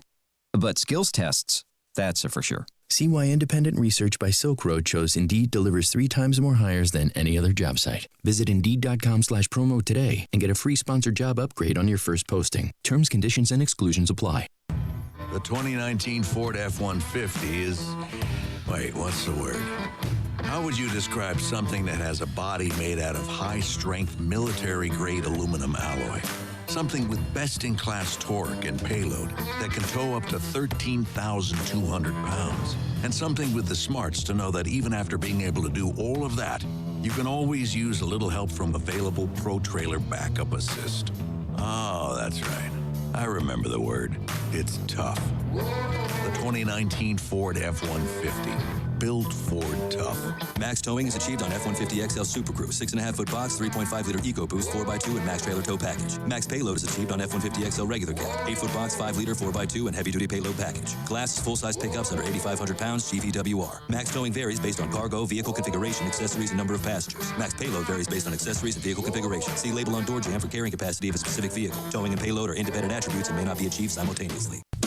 Sundays and Mondays are special at the Butcher Shop, celebrating over 35 years of serving the Mid-South by giving a big thank you to you, their loyal customers. You can come in, relax, watch your favorite games, and enjoy hand-cut steaks along with a premium bar. Sunday and Monday nights from 5 until 8:30, you can get select entrees for $25. That includes a salad, baked potato, and bread, and you don't have to pick one, you get all 3. Some of those entrees are 10-ounce New York strip steak, slow roasted prime rib, Atlantic salmon with dill sauce, marinated grilled chicken breast, grilled boneless pork chops, and crab stuffed shrimp. Plus, all appetizers and desserts are 20% off. Don't forget, Hamburger Friday every Friday from 11 to 2. It's the best. The Butcher Shop, always a Memphis tradition. Call 901-757-4244, 901-757-4244 for more information, or just stop in at 107 South Germantown Parkway in Cordova.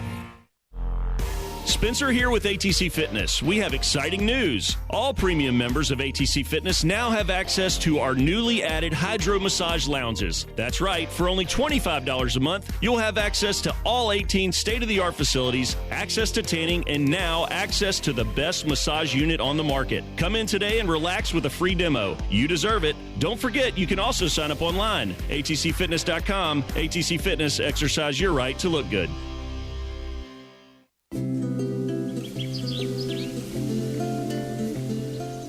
I love fall. The landscape is so beautiful at Town Village Audubon Park. Nestled in the heart of East Memphis, located corner of Park and Cherry, is a beautiful residential neighborhood. Looking for a great place to retire, but you still have a very active lifestyle? Then visit Town Village. Only requirements that you're 55 plus. Prices per month starting at $2,300. Gourmet Chef Drew invites you to visit our restaurant and bistro. Package includes 3 complimentary meals per day, maid service, free local transportation, daily check-in, monthly coffee club, themed dinner parties, lots of fun, Visit us and call Daniel at Town Village Audubon Park at 901-374-7342. There's no place like home. Town Village Audubon Park. We are Sports 56 WHBQ Memphis, WIVG-FM Tunica Memphis, and WPG-FLP Memphis, Flynn Broadcasting Stations. Now, back to Sports 56 Middays presented by FedEx. Here once again are Greg Gaston and Eli Savoie.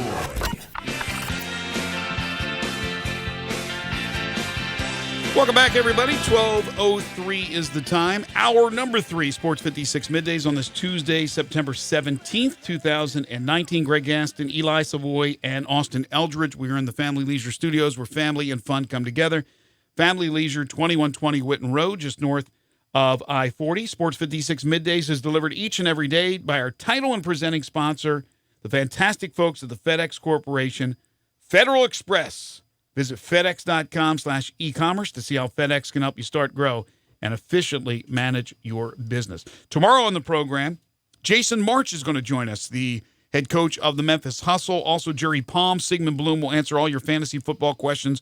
We'll also talk to the Mississippi State beat writer Tyler Horka from the Jackson Clarion Ledger, as we'll take a look at Mississippi State and Kentucky. Dinner and movie. It's all coming up tomorrow. I've only got a couple of days left to get ready for that open tryout on Saturday for the Hustle. I don't know if I'm going to be, not sure if I'm going to be in peak physical condition yet for Saturday's workout or not. Put down the peanut M&Ms. I've got, it's going to be a real crunch these next few days to really try and get to where I need to be. You did drink a regular Mountain Dew the other day. That should help. I think that really screwed me up. I think I'm going to blame David Cobb for me not being in a proper physical condition for Saturday's tryout. It's probably going to cost me a spot on the team. It is Tuesday. Don Wade joins us for the Dish. Of course, Don from the Daily Memphian. Good to see you again. We didn't have you on last week, but a lot to get into, Don. You just wrote about, this is interesting, and timing is very good. You just wrote about the new turf that has gone in at AutoZone Park, which is a perfect timed event for the AAA championship game, which will be played tonight between the Sacramento River Cats and the Columbus Clippers.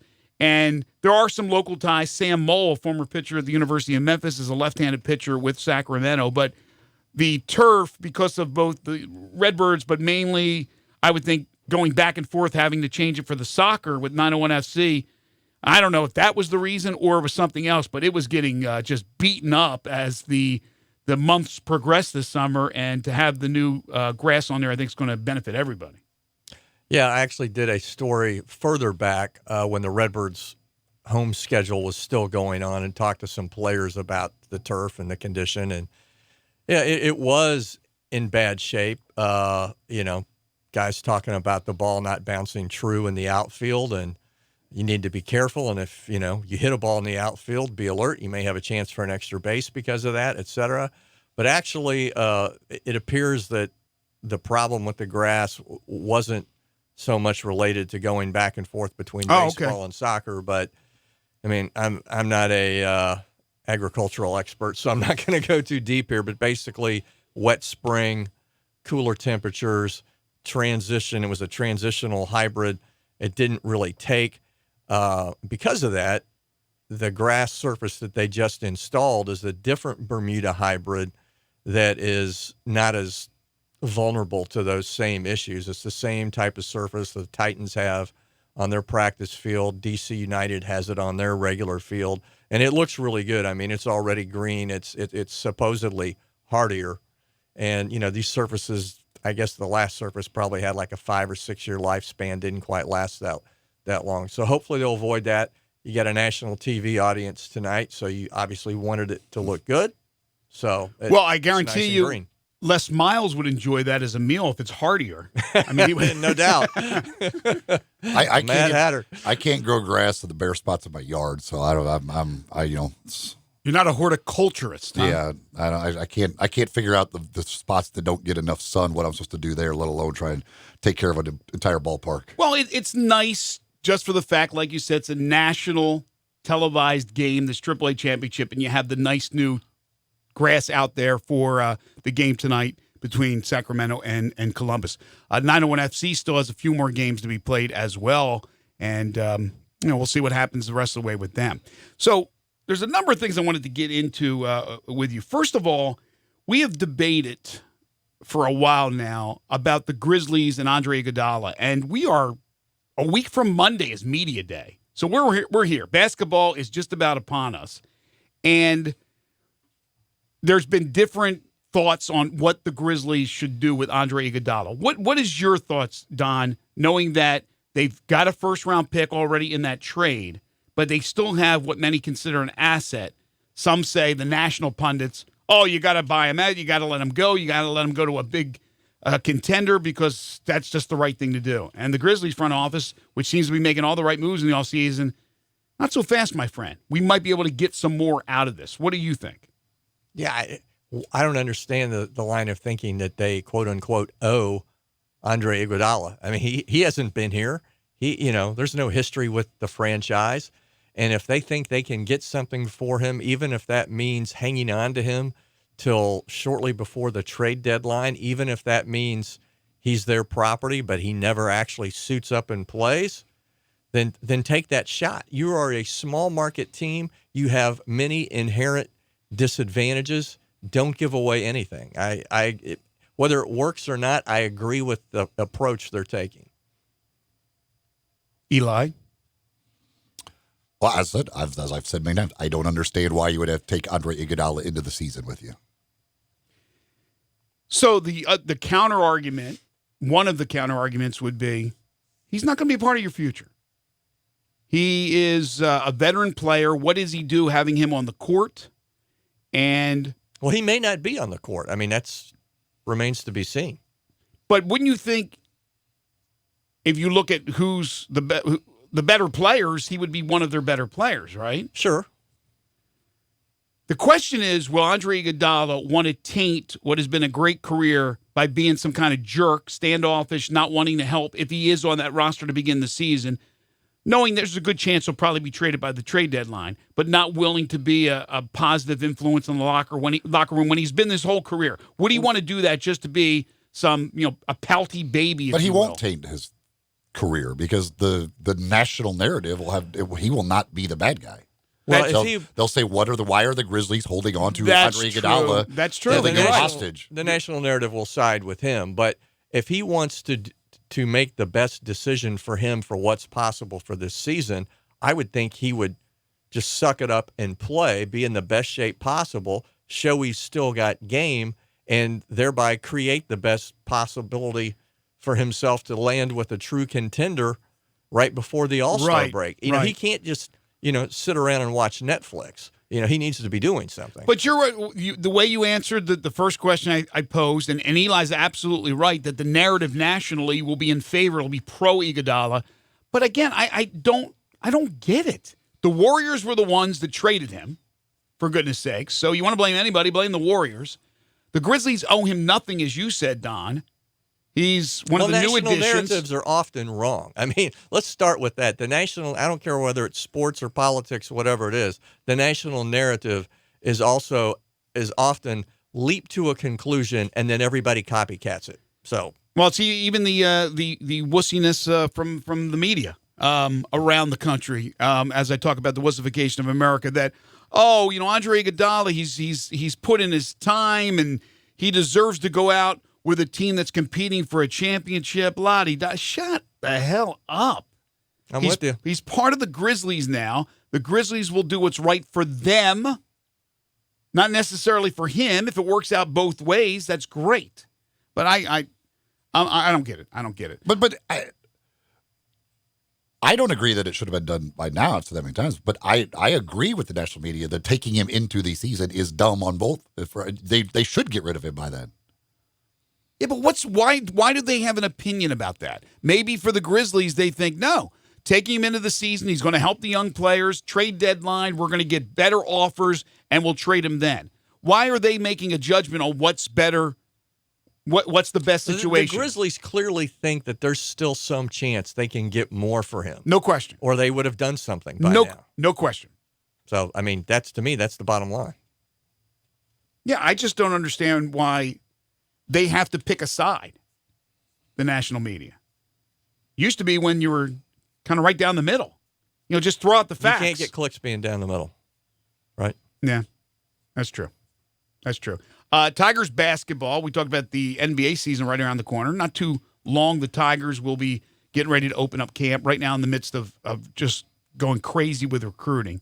I mean, every day you read stories about Penny and the gang are in seeing a 5-star, or the 5-stars coming to visit the University of Memphis. I guarantee you there'll be a ton of talented 5-stars and 4-stars and future college stars that will be at Memphis Madness. How fired up are you about what could possibly occur this year? When last year we knew that it was the first year, nobody had high expectations. Now the whole city's abuzz about what the Tigers are doing. The national basketball community obviously keeps an eye on what's going on with Memphis. Andy Katz just came out with his way too early bracketology for the season, has Memphis as a 3 seed. So what's the buzz from your standpoint, from like a media standpoint? For me, I'm intrigued. I mean, if you put it in a let's use a fantasy football analogy. If this was fantasy football, we would worry about, is anybody going to get enough targets, right? You know, there's so much offensive talent on this team. How are you going to keep everybody happy? How are you going to manage it? Where's the cutoff on your rotation in games that matter? I mean, you can extend that rotation when you're playing games that you have well in hand. But where's the cutoff in games that matter? How does it manifest itself when you're playing an opponent where defense matters as much or more than offense? Those are the questions I want to see answered. Yeah, I mean, there's a lot to be intrigued about. I think that is the word, like, because and it's, I mean, now Penny at this level coaching college with a team with high expectations, like what does that all entail? How is he able to handle all of that stuff?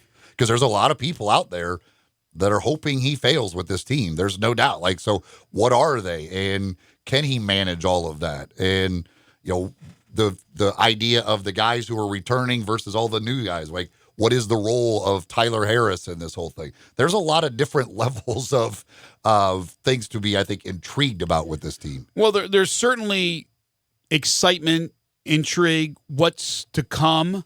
But what happens if the expectations aren't met?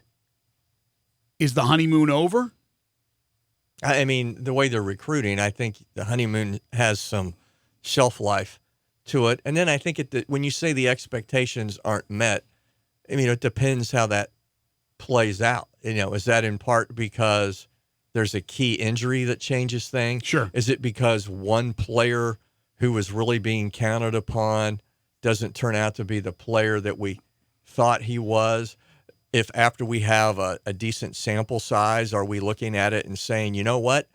The staff hasn't figured out how to use this collection. It's, you know, a lot of good pieces, but they haven't been able to figure out how to make everything mesh. I don't think it's just an either or. Are the expectations met? If they're not met, then why matters. Well, the other, what do you mean expectations aren't met? What expectations? I mean, they didn't go to the Final Four, so people are upset. They didn't, or did they not make the tournament, or they barely stuck into the tournament and got blown out in the first round, or they went to they won a tournament game, but people thought they should win more. Like, what are you talking about when you say they didn't meet expectations? Well, what do you think those expectations are for this upcoming season? Let me ask you guys what you think. I mean, I think at minimum, with the level of talent that's there, people are expecting a Sweet, at least here in Memphis, I'm saying, that the diehard Tigers fan is expecting a Sweet 16. Second weekend. Yeah. Second weekend. I think that's not too much to ask for. Even with a young team, a lot of new players, you wonder where the chemistry, how quickly they'll find the chemistry. But with all that talent, and you talk about one player going down, I think you're right. There's other criteria that comes into the mix when you're evaluating what just happened. But they're so deep that they should be able to overcome an injury. I guess the disappointment would be when they play the teams that are just as competitive as they are, or even more so, how many times do they win those games? You know, beating up on the little guys is one thing, but what's going to excite people is you're winning some big-time games, you're a high seed, and you make it to the second weekend. I think everybody would be ecstatic over that. Well, and think, too, back to the John Calipari teams when you're in Conference USA. Well, you weren't tested at all. in the conference. It's possible we could see a similar scenario where in the American Athletic Conference, they never really get tested, maybe once, maybe twice, but probably not severely. And so it's very much a mystery at the point you get to the NCAA tournament. You amass this great record and, you're ranked in the top 10 somewhere, but there's still that feeling of what are they really when it gets tough? Right. Well, yeah, I mean, there's only 2 or 3 teams maybe in that conference that should be able to test them, really. They're going to be by far the most talented team if you just look at it on paper. No question. Based on rankings, all that. But, Houston, Cincinnati. Without Mick Cronin now, so they're in a transition period, losing their coach, and maybe UConn. Wichita State. I mean, it's hard to find teams that would even be able to really be a test. Yeah, I think you're right. I mean, but you expect... the Tulanes and East Carolinas and even Tulsa. Some of the lines on their conference games are going to be like Alabama and Clemson football games when they're playing the Dregs. I don't know, UCF, I don't know what they have recruiting-wise, but they lost a bunch. They lost Taco, baby. Yeah, the hope is that there's improvement. Like Wichita State was okay last year, but not the typical Greg Marshall team. So, and I don't know how well they've recruited, but I think they did all right. So if Wichita State can get back to where they're as competitive as they've been, then they're certainly a hard out. Cincinnati will have the players still there, but they're going to have a different coach. So Cronin's gone, but I would imagine they'll still keep that hard-nosed, aggressive style. UCF, as Eli said, with Johnny Dawkins, he's still there, right? Dawkins? I would imagine that he's done okay recruiting. Maybe the most potentially encouraging thing about this collection of players is there appears to be enough defensive talent and defensive want to, as we sit here before they've actually played a game and beaten up on bus boys in the Bahamas, there appears to be enough of that in a tournament setting, they could win games different ways. Yep. That a matchup against a Wisconsin where you have to win 58-54 doesn't have to be your kryptonite, right? Yeah. No, and Penny has stressed that since he took over the job. It wasn't just we're going to run, we're going to score a lot of points, but we're going to hold teams down. And he's putting his money where his mouth is. He has recruited guys that are very good, most of them on both sides of the ball. Defending is going to be key for Memphis. If Memphis can defend really, really well with all the firepower they have offensively, they got a chance to make it a very, very special year. All right, before we let you go, Don, baseball, we're down to about 12 games, thereabouts, in the regular season. Who comes out of the National League Central? Who are the wild card teams in the National League? And who wins the American League wild card spots? There's 3 battling for 2. Let me start you with the American League. So you got Oakland, Cleveland, and Tampa Bay. 2 will make it as wild cards. I'll confess I haven't looked at their schedules or anything there. I'm going to I'll give you an update right now. Right now it is, come on, where is this thing? Wild card. Oakland is up a game on Tampa, and Tampa's up a game and a half on Cleveland. Cleveland made a run at Minnesota, but they're going to fall. They're going to fall short. Give a lot of credit to the Twins. Right. So Oakland's basically 2.5 up on Cleveland. Yeah, I guess I'd say Oakland, Tampa. Maybe I give Cleveland a chance, but I think Oakland is going to come through that, probably win that wild card game, and Isn't it surprising? So Boston, defending World Series champions, Cleveland with the talent they have, the Angels, and of course Trout just is going to go under the knife now, but he probably will win another MVP. None of those teams. Hard to not see the Astros coming out of the American League with that starting rotation. I agree. I agree 100%. Them are the Yankees. I would be surprised. But still, to get Oakland and Tampa, possibly both of them in the playoffs, that surprises me as well. And National League Central, you've got the Rizzo injury now that complicates things for the Cubs. And you have the last 3 games of the season at Busch between the Cubs and the Cardinals. So I'm going to give the Cardinals 4 this weekend at Wrigley. Right, 4 at Wrigley this weekend. And, Flaherty's been magnificent. Waka and Wainwright, for the most part of late, have been really good. And since they went with Fowler and Colton Wong at the top of the lineup, that's been pretty effective. So I'm going to say the Cardinals hang on and win the division. And then, the Brewers have been pretty hot, even though they're missing their superstar. And right now you got Washington up a half a game on the Cubs, right? Who are up a game on Milwaukee. My Phillies are done. The Mets are done. Arizona's done. I'm gonna say it's a 3-team entry from the National League Central, the Nationals. Didn't that happen recently? Like in the last few years, where all 3 were in, or am I just it's lying about that? So you think Washington will fade? Yeah, why not? They were talking last night that it's not completely. It's not crazy that it could happen, but that what if the Cardinals, Cubs, Brewers, and Nationals all finished with the exact same record? Just the sorting out of who's in and who's out and whose division. It would take like a week just to get that before they could start the National League playoffs. Yeah. Because they have to have the two. That would be crazy. They got to sort out the NL Central, figure out a division champ.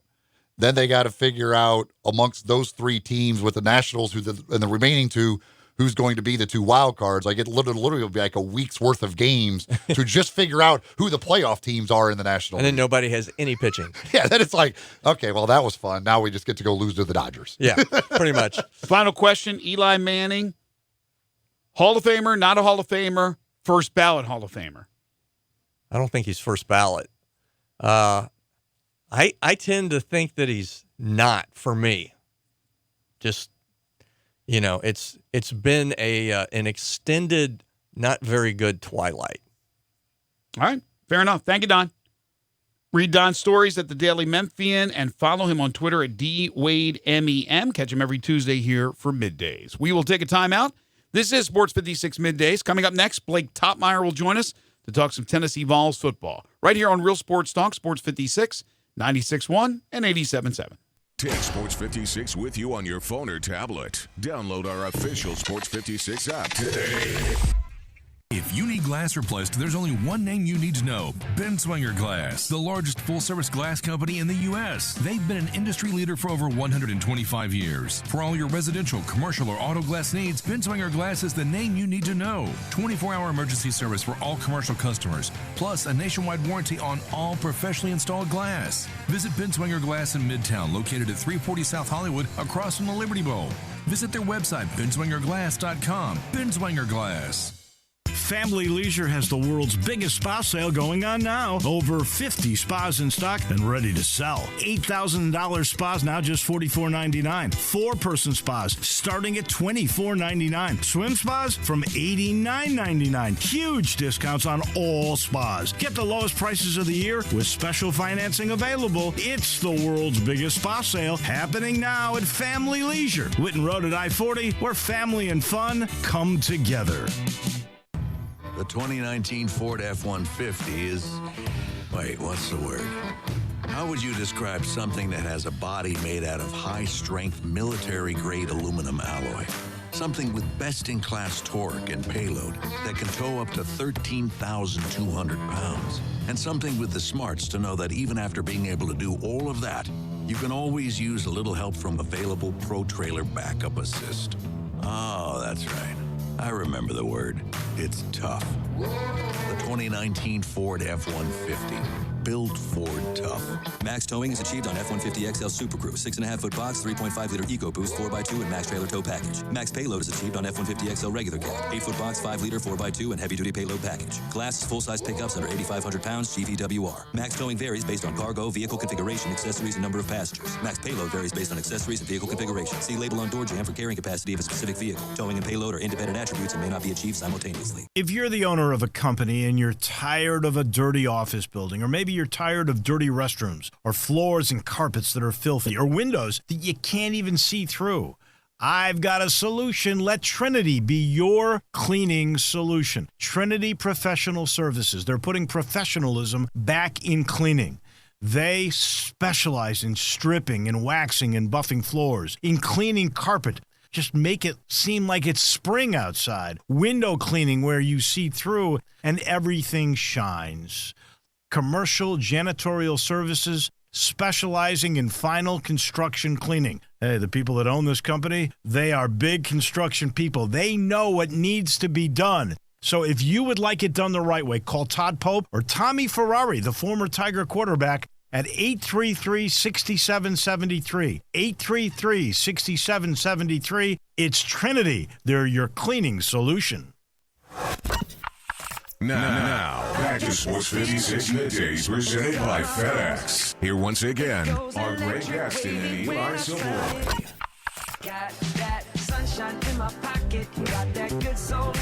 Welcome back, everybody. 12:27 the time.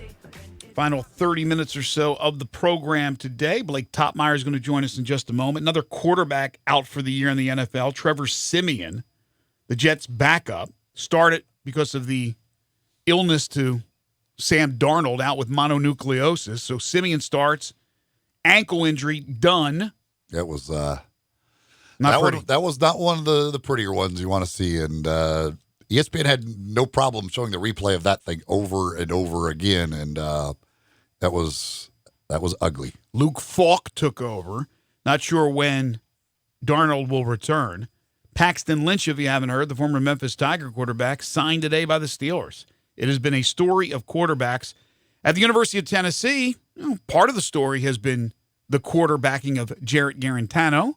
We are very pleased to be joined once again by our good friend Blake Topmeyer, Tennessee Vols football beat writer for the Knoxville News Sentinel and the USA Today Network. You can follow him on Twitter at @BTopmeyer. Joins us now on Middays. What's happening, Blake? Hey, guys. How you doing? Doing pretty good. So let me ask you, first of all, because I haven't really read this thing in depth, anything to the Jeremy Banks arrest? Obviously, any arrest is serious, but what are we looking at here? Yeah, it's a story I reported yesterday, and it's one of those scenarios where kind of a boneheaded mistake, probably, but that in the grand scheme of life isn't that big of a deal. Not to totally downplay it, it was a mistake that he made. What the situation was, he got a citation for driving on a suspended license in the summer, and I mean, the way these traffic citations work, right? You got to plead guilty and pay the fine, or you got to show up to your court date. You do neither, and well, that's not an option. And so he missed his court date, and so when you miss a court date, then there's a warrant out for your arrest. You can't just ignore that traffic citation and not do what you're supposed to do. And so there was a warrant out for his arrest. Early Sunday morning, he was pulled over for illegal U-turn, and he just got a written warning for that. No big deal. Who cares, right? But when he got pulled over, of course, they run your records and they pull you over, and they see there was a warrant out for his arrest for not showing up for that previous court appearance, and so he was booked. And I was told by UT yesterday that he took care of that previous traffic citation. And so, I think at this point it's water under the bridge. So, not something that you want to just say is nothing, but in the grand scheme of player discipline, probably nothing major really either. So the destruction of UT Chattanooga, any slight percentage of the angst erased by that? Sorry, can you repeat that one? The killing of UT Chattanooga, did that do anything in alleviating any of the worries, concerns, the angst of Tennessee fans? Well, I'd like to say yes. I mean, that would feel better for Vols fans, right? But I think in reality, it's probably not much. I mean, I think it was a game that did come at the right time for Tennessee because, you start 0-2 for the first time since 1988, and certainly the Georgia State loss is one I don't think anybody saw coming.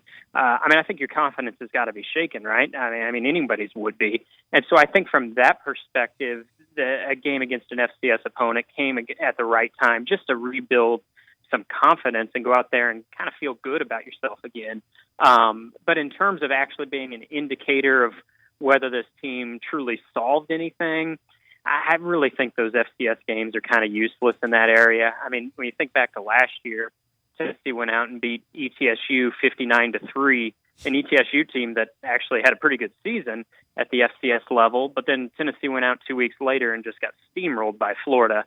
So, yeah, I really don't think you can probably read too much into those FCS results. The fact that on that same day the team that beat you, Georgia State, lost 57-10 to Western Michigan probably doesn't help anyway either. Yeah, I mean, those transitive properties only go so far in college football, but still, you start playing that, and you think, well, my goodness, it's a good thing Western Michigan's not on Tennessee's schedule, right? No, but, I mean, I think it just goes to show more than anything. I mean, do I think Western Michigan would come into Neyland Stadium and beat the Vols by 80 points?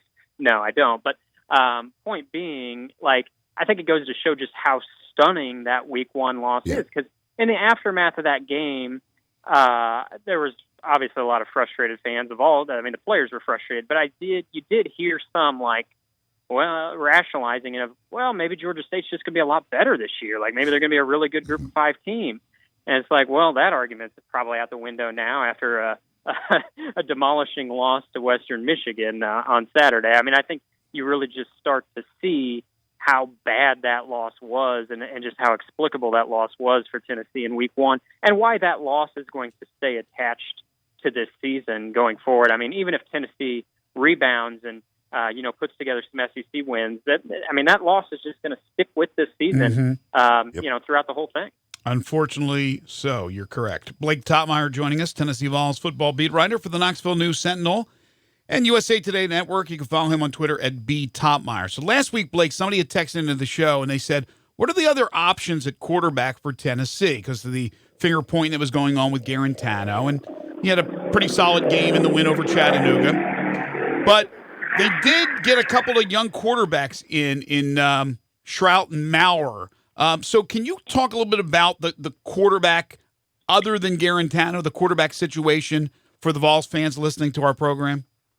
Yeah, so you had two guys that got their college debuts on Saturday, which I thought was really important. I mean, I've been a believer throughout this entire thing. There's no quarterback controversy on Tennessee's team. I mean, I'm out there at practice every day I'm allowed to be, and I don't see a ton, but I see enough to know that what the coaches are saying is true. There's a big gap between QB1 and QB2 on Tennessee's roster. That being said, you guys were talking about the injuries to NFL quarterbacks. We've seen it in the SEC, injuries to quarterbacks in the SEC, and so you want to have a backup who you feel like is ready to go out there if he's needed.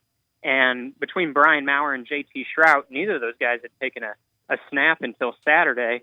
And I think you saw a little bit about what each quarterback is about on Saturday. Maurer is a guy who can run a little bit. I mean, he's not a big, powerful guy. He's not a Felipe Franks, but he's got some athleticism. And you saw him run a touchdown on Saturday. But he probably doesn't have a full grasp on the offense at this point, and he's not. He needs to make some strides as a passer. JT Shrout, on the other hand, he's a pocket passer, and he's got a live arm, let's say. I mean, this dude throws bullets all over the field. But the problem is you don't always know where it's going. He doesn't always know where it's going. And, I mean, sometimes it's like, a touch pass over a defender's head or just swinging out a touch pass to a running back is the way to go. You don't always have to just zing a hot ball at him. And I think we saw some of that on Saturday. I mean, he's just flinging fastballs all over the place out there, and he made a couple nice throws to his credit. But there were some other times, I mean, he just zipped it over guys' heads. He threw it that was too hot to handle where he could have used a little bit more touch. But I do think you got to see what each backup's a little bit about. But there was nothing I saw that made me think like, well, they got to replace Garantano. I mean, combined, the backups were 3 of 11 passing.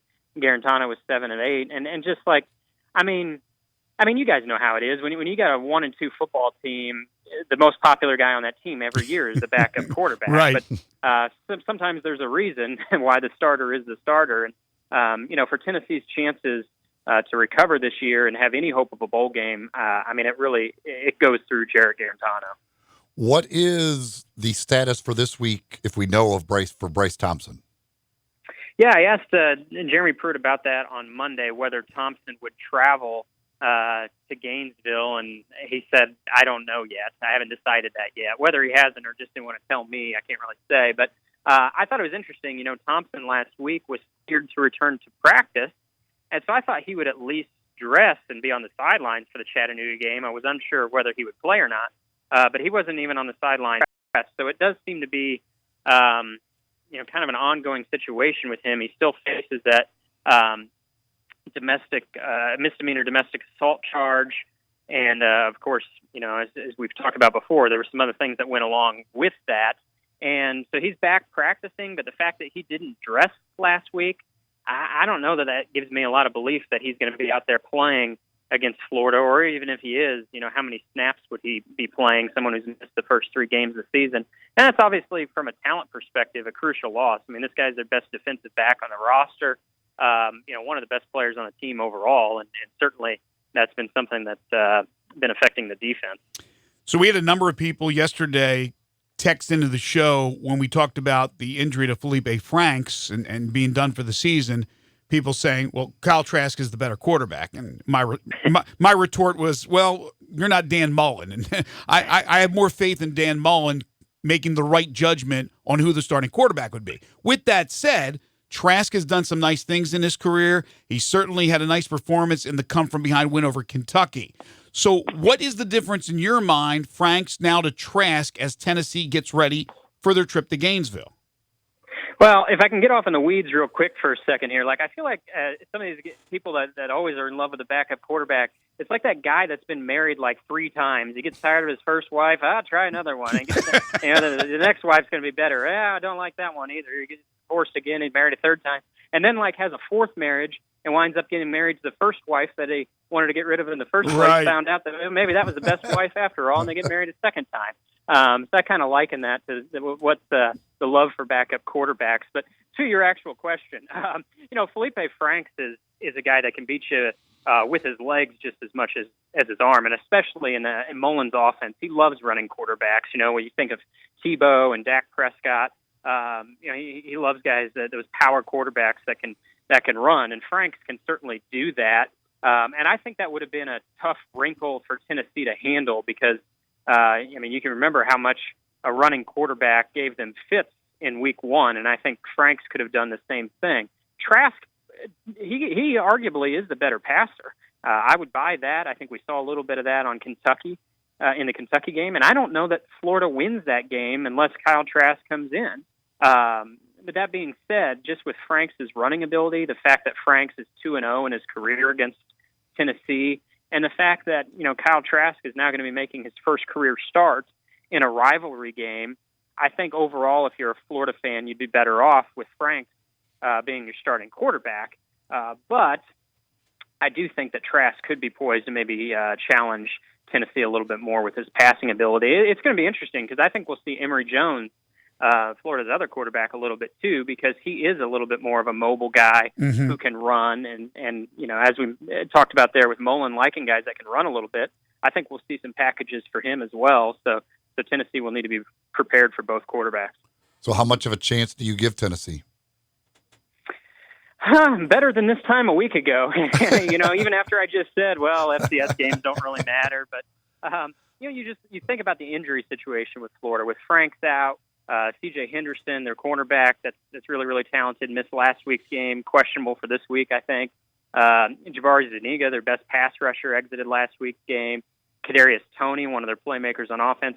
That's a Florida team that's beat up right now. And then, I do think that Tennessee's got to have a little bit more pep in its step, some more confidence after last week. So I think the spread's 14 points. Yeah. I guess I would feel okay about picking Tennessee to cover. I still think the odds of them pulling off the upset in the Swamp is probably pretty unlikely, but I think they can keep it competitive and maybe make you believe that, okay, in a couple weeks, maybe they can beat Mississippi State at home. So perhaps, is there such a thing as a confidence-boosting loss to Florida? If there is, maybe that's probably what I'm going with on Saturday.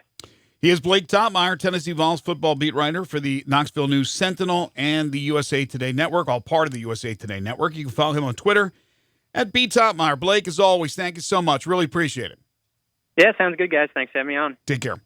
That's kind of my thought process as well. I predicted them before the season to beat Mississippi State. I'm not going away from that. I think they'll play okay in the Swamp. I kind of lean toward what he's saying, even though we'll make our picks Thursday.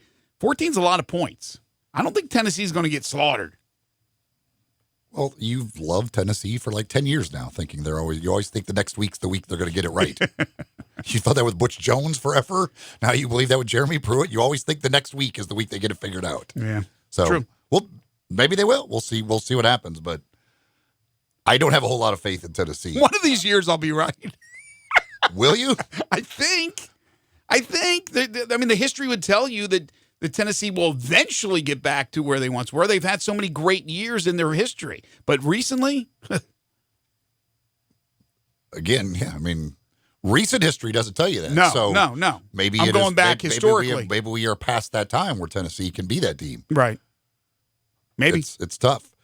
Folks, if all your equipment needs can be taken care of at one place, that is Mid-South Ag Equipment. As we hit the fall here and harvesting is taking place, other projects taking place, Case IH Farm All Series of tractors can take care of whatever chores you have, plus the Bush Hog cutters, Bush Hog zero-turn lawnmowers. They've got it all for you at Mid-South Ag Equipment. Also, service on your current equipment. They can take care of that. Whether it's new or pre-owned equipment you are looking for, go see the folks at Mid-South Ag Equipment, just south of Collierville on Goodman Road, just a half mile west of the Goodman Road exit off of I-269. The phone number, 662-890-3141, Mid-South Ag Equipment. We've known for a little bit that there's a new bowl called the Fenway Bowl, but now it's announced that the tie-in will be with the ACC and the AAC starting in 2020. So Tigers fans rejoice. There's another bowl game that will involve American Conference teams. And who knows, maybe one day Memphis will head up to Boston in late December. Could be nice, balmy 15 degrees or so outside. And like a nor'easter for your bowl game. Sounds like fun. We will take the a new break. Ice Bowl. Yeah, the new Ice Bowl. We'll take a break, come back, and wrap it up for this Tuesday edition of Middays right here on Real Sports Talk. Sports 56, 96.1 and 87.7. Ladies and gentlemen, grab a seat for Happy Hour. Johnny Radio's Happy Hour from 1 to 3 on Sports 56, 96.1 and 87.7.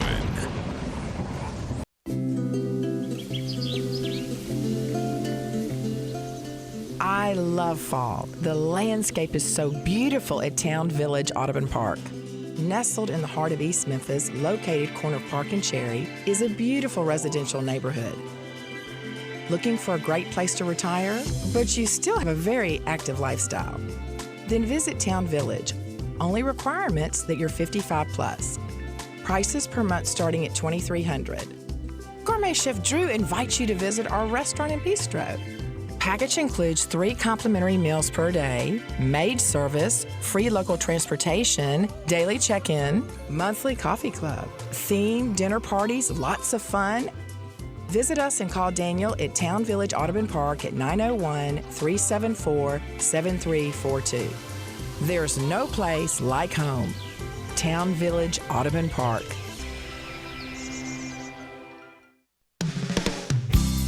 DeSoto Auto Sales specializes in late model cars with low mileage. They have the highest standards in the car industry. All of their cars are test driven, checked out from head to toe, unlimited inventory, every make and model. And if it's not on the lot, they'll find it for you. Walk in the door of DeSoto Auto Sales, 5704 Goodman Road. Within 45 minutes, you can test your car, get credit approval, and finish paperwork within an hour. No shortcuts at DeSoto Auto Sales. Kind, courteous employees, a down-home environment. DeSoto Auto Sales cares about your time. Lowest prices in a 350-mile radius. We're living in a world today where time does matter. Visit them online. Check out their referrals. DeSotoAutosales.com. Very proud to serve DeSoto County and other surrounding areas. DeSoto Auto Sales, 5704 Goodman Road. Call 662-890-7184. 662-890-7184. Come on down to DeSoto Auto Sales. Dirt happens, as well as debris, dust, and damage. And when they happen to you, you need good, clean, fast service. You need Hilo Commercial Services. Hilo specializes in construction, commercial, food plant, and industrial cleaning with customized service just for you. Hilo is also an expert at high dusting to clean hard-to-reach places. When dirt happens, call Hilo Commercial Services, 901-277-6733, or visit HiloCommercial.com. Hilo Commercial Services, good, clean, and fast for you. Right now, the Home Depot makes replacing your old carpet easy with more styles and colors to choose from. There's no better time to buy with free installation on any carpet purchase of $499 or more, all by licensed local pros, backed for life. Today is the day for doing and saving with free carpet installation only at the Home Depot. More saving, more doing. For a limited time, $499 minimum purchase required, typically $699. For license information, visit homedepot.com/license numbers. Valid through November 6, 2019. Dive into an ocean of delicious possibilities at Ocean Blue Seafood and Bar, 6600 Stage Road at Kirby Whitten and Bartlett. Mouthwatering boiled crab legs, crawfish, shrimp, clams, mussels, and more. Want a working lunch that won't slow you down? It's Ocean Blue. Ocean Blue features the wettest happy hour in town with $3 specials all afternoon long. For lunch, dinner, or a seaside sundowner, it's Ocean Blue Seafood and Bar, 6600 Stage Road at Kirby Whitten and Bartlett. Take the plunge into Ocean Blue today. Hi folks, Rob Walker, Infiniti of Memphis, and we've got a new Infiniti crossover vehicle that has raised the standard of comparison to a new level. Imagine having both sports car performance and eco-friendly efficiency on demand, working together to empower every driving experience. The result of 20 years of engineering, QX50's award-winning variable compression turbo engine is the world's only engine of its kind. Like two engines in one, it delivers a combination of power and efficiency that is truly in a category all its own, and only Infiniti has it. You'll never sacrifice performance for the sake of efficiency again. And the new QX50 offers more horsepower than its Audi, Lexus, and Mercedes competitors. Add to that QX50's award-winning sumptuous interior, and you have the best combination of performance and comfort in the mid-size crossover segment. Infiniti of Memphis and online at infinityofmemphis.com. Now, back to Sports 56 Middays presented by FedEx. Here once again are Greg Gaston and Eli Savoie. It's been a busy week or so on the recruiting front. Penny Hardaway and his staff has been in with a number of top-tier players, and some have visited Memphis. Jay Scrubb, talk about names, huh? Jay Scrubb, hell of a player. The name would not indicate that. He is anything but a scrub. The nation's top junior college prospect, according to Evan Daniels, met this morning with Penny Hardaway and is planning to be at Memphis Madness. So the Tigers looking at a number of top-tier high school seniors for the class of 2020, also looking at 2021 prospects, and looking also at the junior college ranks, including Jay Scrubb. Jay Scrubb. Well, He's no Ryan Suckup, but he's Jay Scrubb. It's no Chance Poor. No Chance Poor. No Billy Wide Right. So this week in the NFL now, with the latest Jets injury situation, I'm not sure that would have been any different, but now that they're down to Luke Falk, you have the Patriots as a 22.5-point favorite, Cowboys as a 21.5-point favorite. Since 1984, there have only been 7 favorites in the NFL of 20 or more points. Since 1984, and we get 2 in 1 week. Yeah, it's historical, according to Todd Furman. Well, yeah, if you have 7 in 35 years, having 2 in 1 week is... But is the 22.5 the highest? No. What's the highest line? And no, I'm not talking about the scab season. I'm not talking about when there was the strike and they had the scab players. And just saw a tweet on all of the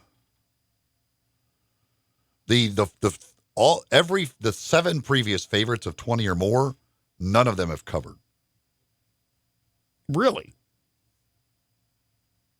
According to where did that one just go? I don't remember who that was that tweeted it. They had all the lines of 20 or more in NFL history, but I don't see it now, so I cannot find it.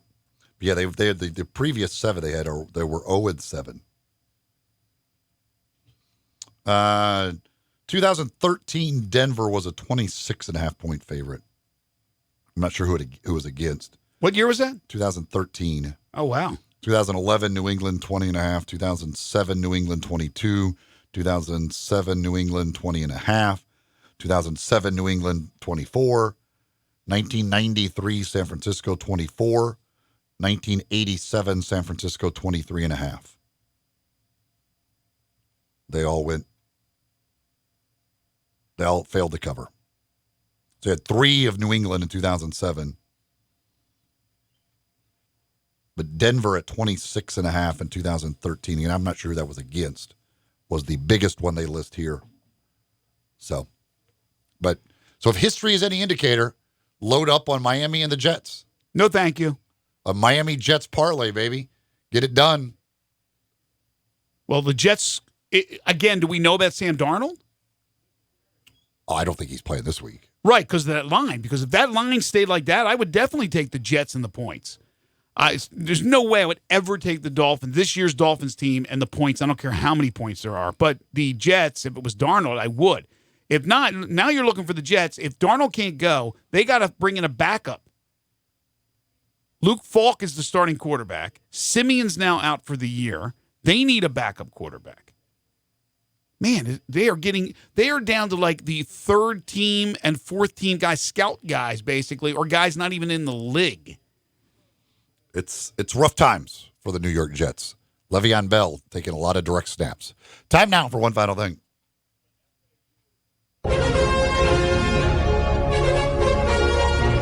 Before Greg and Eli get out of here for the day, they each have one final thing they think you should know to make it through the rest of your day. So here are Greg and Eli with one final thing. Andy Katz has his way too early 2020 college basketball bracket out. And to be honest with you, going into this upcoming 2019-20 basketball season, I know the same bunch of teams are normally the favorites, but I don't know if there's a clear-cut favorite or two. But he has Kentucky, Kansas, Michigan State, and Louisville as his 1 seeds. He has the Memphis Tigers as a 3 seed, playing in the Louisville bracket. So Memphis as a 3 seed. Right now, if I were to tell Tigers fans, Eli, I'll give you a 3 seed right now, you could take it, or you can say no thank you and let the season play out. What's the percentage of Tigers fans that would accept the 3 seed? 30. So they do better than the 3 seed. The fans think they're going to win the national championship. Well, some do. Houston he has in the tournament. We were talking about the competition in the American Conference. He has Houston in as a 9. He has Cincinnati in as a 10. He has Wichita State in as well. I saw this earlier. Can't find them now, what seed they are. And I think that's it from the American Conference. Well, maybe he doesn't have Wichita State. I'm looking right now. I don't think he does. But anyway, Memphis is a 3 seed, and Andy Katz preseason prediction for the NCAA basketball tournament. You got to love Steve Spurrier. Ainsley Lee is a reporter, covers Florida for ESPN Gainesville. Apparently was on campus, I guess, today and saw Steve Spurrier there. She posted a picture on Twitter of her and Steve Spurrier. She says, I just told Steve Spurrier my dad is a Florida State fan. And while I anticipated getting slapped upside the head with the paper he had rolled in his hand, instead he said, tell your dad Taggart is a great coach and Florida State should offer him a 10-year extension. He's always poking the bear. I love it because he just doesn't care what he says. He doesn't care. He has no doesn't care. Like if he offends other coaches or anybody else, he loves just the little jabs. Who would be the current Spurrier? Would it be Leach? Of coaches currently coaching. Leach is extremely entertaining, but Leach doesn't really take shots at other coaches. No, he doesn't, does he? He just talks about random topics, and it's very fun and entertaining and all that. But he doesn't necessarily get into other coaches. What coach today, right now, coaching in college football would fall in that category? Kind of Spurrier-esque. Maybe something to think about for tomorrow's Not show. even sure if there's not a whole lot of guys anymore that want to really take shots at others. No, they'll take shots at the media. Harbaugh would probably be. Maybe Harbaugh. By the way, I'm looking at this on Twitter. Mike Vrabel, has he always had that mustache? I'm looking at Vrabel with the mustache talking about Gardner Minshew and the matchup with the Titans and Jaguars Thursday night. I'm thinking, oh gosh, it's the battle of the mustaches. That is a full mustache there from Mike Vrabel. We know what Gardner Minshew's mustache looks like. It's the hit, I think, in the NFL. Big thanks to our great guests today, Blake Topmeyer, Steve Macy, and Don Wade. We're back tomorrow starting at 10 o'clock. A full slate of guests. We'll talk some fantasy football with Sigmund Bloom, so make sure you get your fantasy football questions ready. A lot of quarterback questions for this week. Exactly. Like, who has survived week 2 of the NFL season? Stay tuned. Johnny Radio's Happy Hour. It is coming up next. For Austin and Eli, I'm Greg. Have a great Tuesday, everybody. That cackle babble head